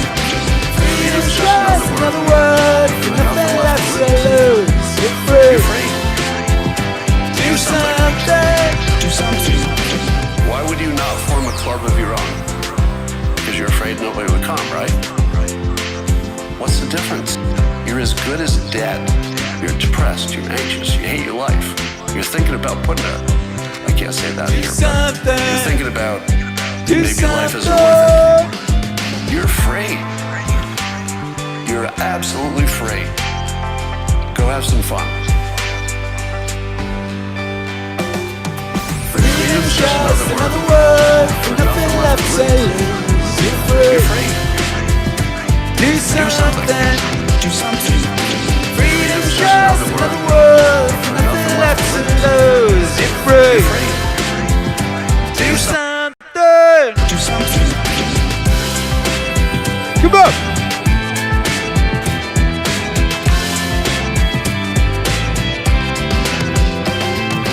Won't let the sun go down on me.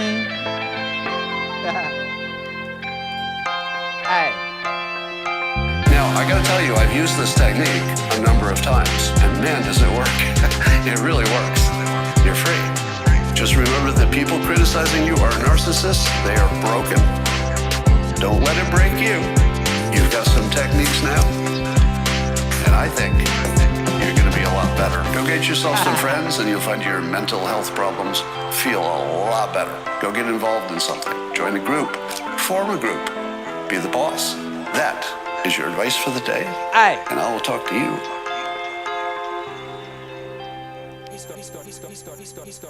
He's got clout. Boom, boom, boom. Thank you for being here. Wow, wow, wow. What a privilege, what an honor, what a beautiful day to be alive here at the Big Recorded Human Civilization. Use it or lose it.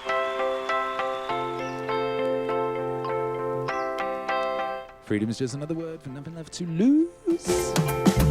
Do something! You already know. Love you. Thank you for being here.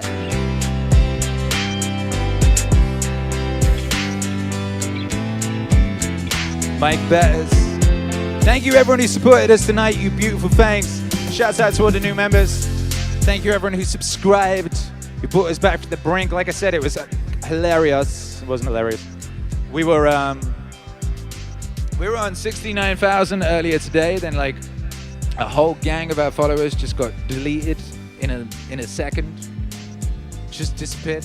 But now we're back over 69,007. Auspicious. Amazing. God bless each and every one of you. Thank you everyone who supported us.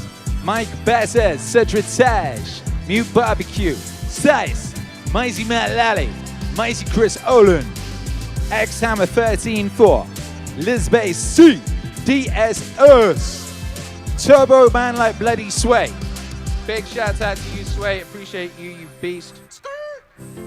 RT us. Us, yes. God bless you. Flipping Mike Beat. What a flipping guy. God bless you. Dan L. God bless you. X Hammer 13. Andrew Pullman. Candy Flipping Jack. Flipping Candy Jack. What? Man like Dandy. Man like Brother Grimm. Man like Andrew Comaromi and Luke. John Hannibal Smith. And Pixie. And Ike Man Reed. And Damien McAlbana. In Canada. Shouts out to you. Book Davies, based in New Zealand. Ike Man Reed. Shouts out to all of you. Remember, you can get 10% off your order at meaningwave.com with the code 69, which will work for the next 22 hours. Check out that epic new collection. We got beautiful new garments, all of them made in the USA, designed here in Mexico by me, made in the USA by fine Americans. You know what I mean? If you want to support the wave, that's the thing you can do. You know, you can get on the NFT train. Someone said earlier, next thing you got to do is sell an NFT for 69. I actually did. One of the Chad Formula ones went for 0.69 ETH. Shouts out to everyone flipping their meaning nifties. Apparently the good nifty is now going for 3 times as much as it was sold by me for, which is super cool. I get 10%. It's a beautiful system, but yeah, check out the Meaningwave NFT collection. We got an art collection, which is the artwork for the records, and then we got another collection which is involves music videos and visual albums and things like that. Go check that shit out. Shouts out to Bowtied Lobster who copped the, what was it? Grateful to the Gods one tonight. Fucking nice one. You can subscribe. Join the Telegram, the rare Telegram. Telegram's rare. I'll be dropping stuff there that no one else gets. Certain things behind the stories. I told people that the Gutfeld thing was happening there before it happened. I didn't tell anyone else. Twitter didn't get told. No one got told. Telegram got told. T.me/Akira The Don. You dig? You can support us on Patreon. You can support us on the channel membership here. You can donate at the donate link on the website, meaningwave.com/pages/donate. We've got a Cash App, we've got a Venmo, we've got a Bitcoin order. And of course, something you can do, which it's just a really powerful thing to do. And it's something that Scott Adams and Greg Gutfeld and their fine people, their lovely staff, everyone who works there, over at Gutfeld on Fox, that's what they did this week. They let the world know that Meaningwave exists. They let the world know. Meaningwave exists! And that's something you can do too. That's something you can do too. And don't ever think it's small, telling one person, because it isn't. That's how you change the world, is like, it's in those seemingly small things. They're not small at all. You already know, Peterson told you about this. You in a network. You a node in a network. You dig? You a node in a network. You are powerful. You are more powerful than you think. And I'm grateful to each and every one of you that supports us here in whatever way that you do it. We don't exist without you. I told you all, we like that tree that falls in the woods with no one around to hear it. It does not make a sound. There's no one there to fucking hear it. So thank you.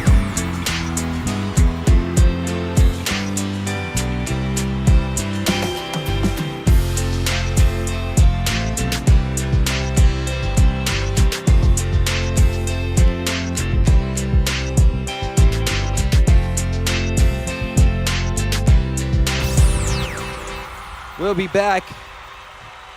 We'll be back. We've got a lot of cool stuff coming up. The Will to Win's coming out next week. We got another single the week after that. We got an EP the week after that. We got another single the week after that. We got an album the week after that. We got another single the week after that. Another single the week after that. An album the week after that. And so on and so on. We got the next however many months just fucking popping. Don't you worry about a thing.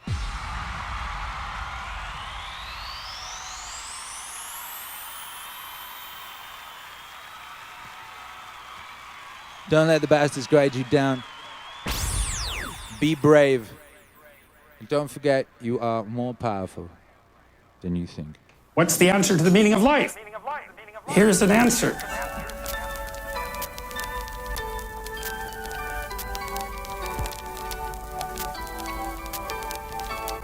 I was trying to solve this terrible puzzle about how it was that human beings got themselves in such a tangle about what they believed. Such a tangle that we were pointing the ultimate weapons of destruction at one another, which, by the way, we are still doing. I thought, okay, well, I understand that. We need our belief systems. They orient us. And that means there will be What's the answer to the meaning of life? Here's an answer.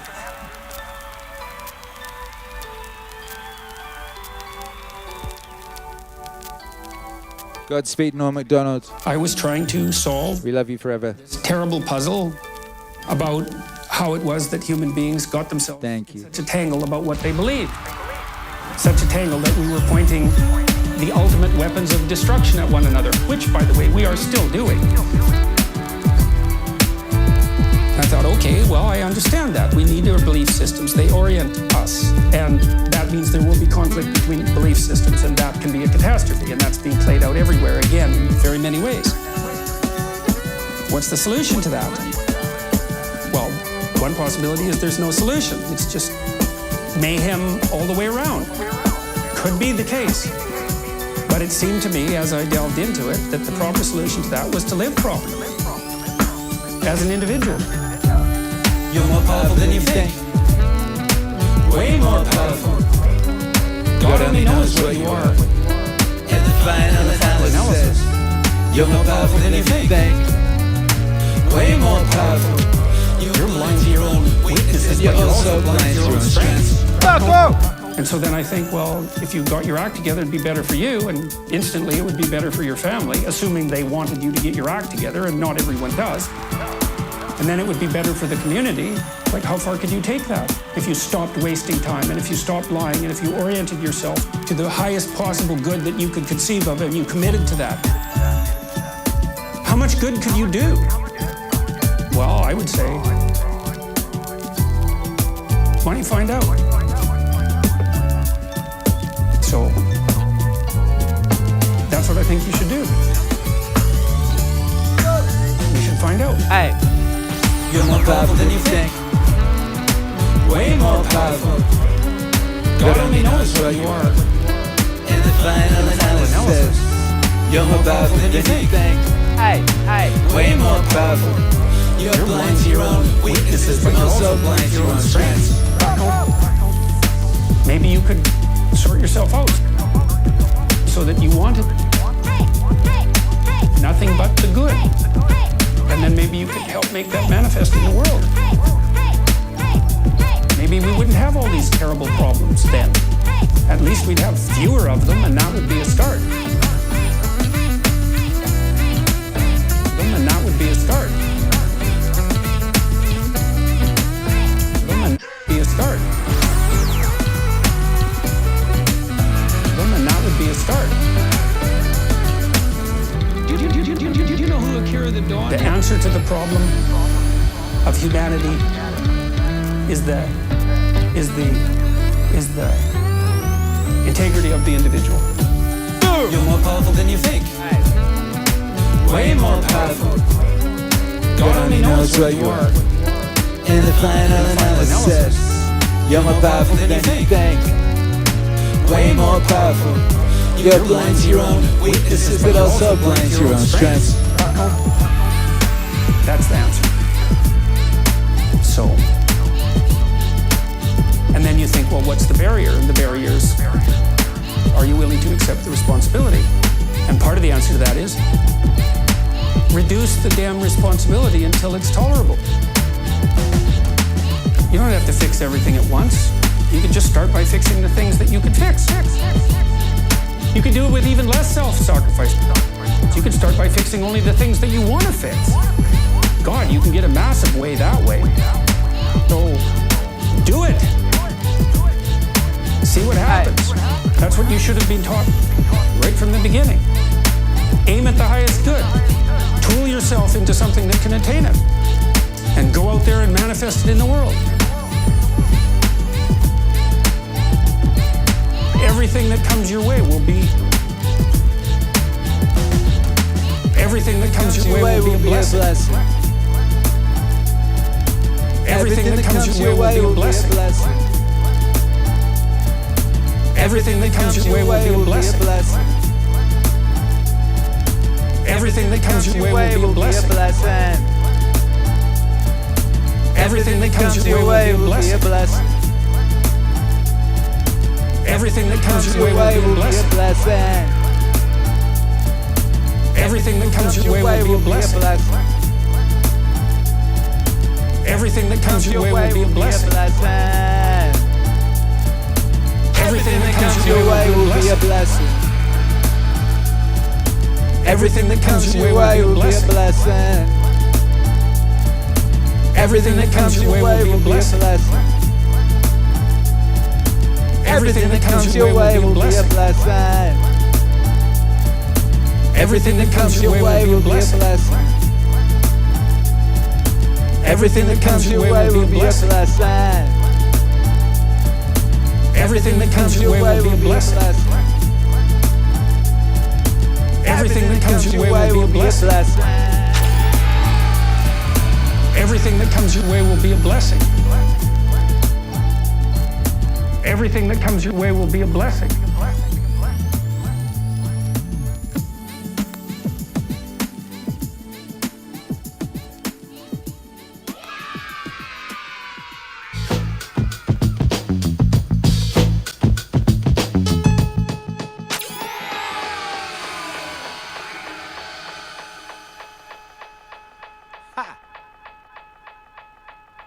Love you. Good night.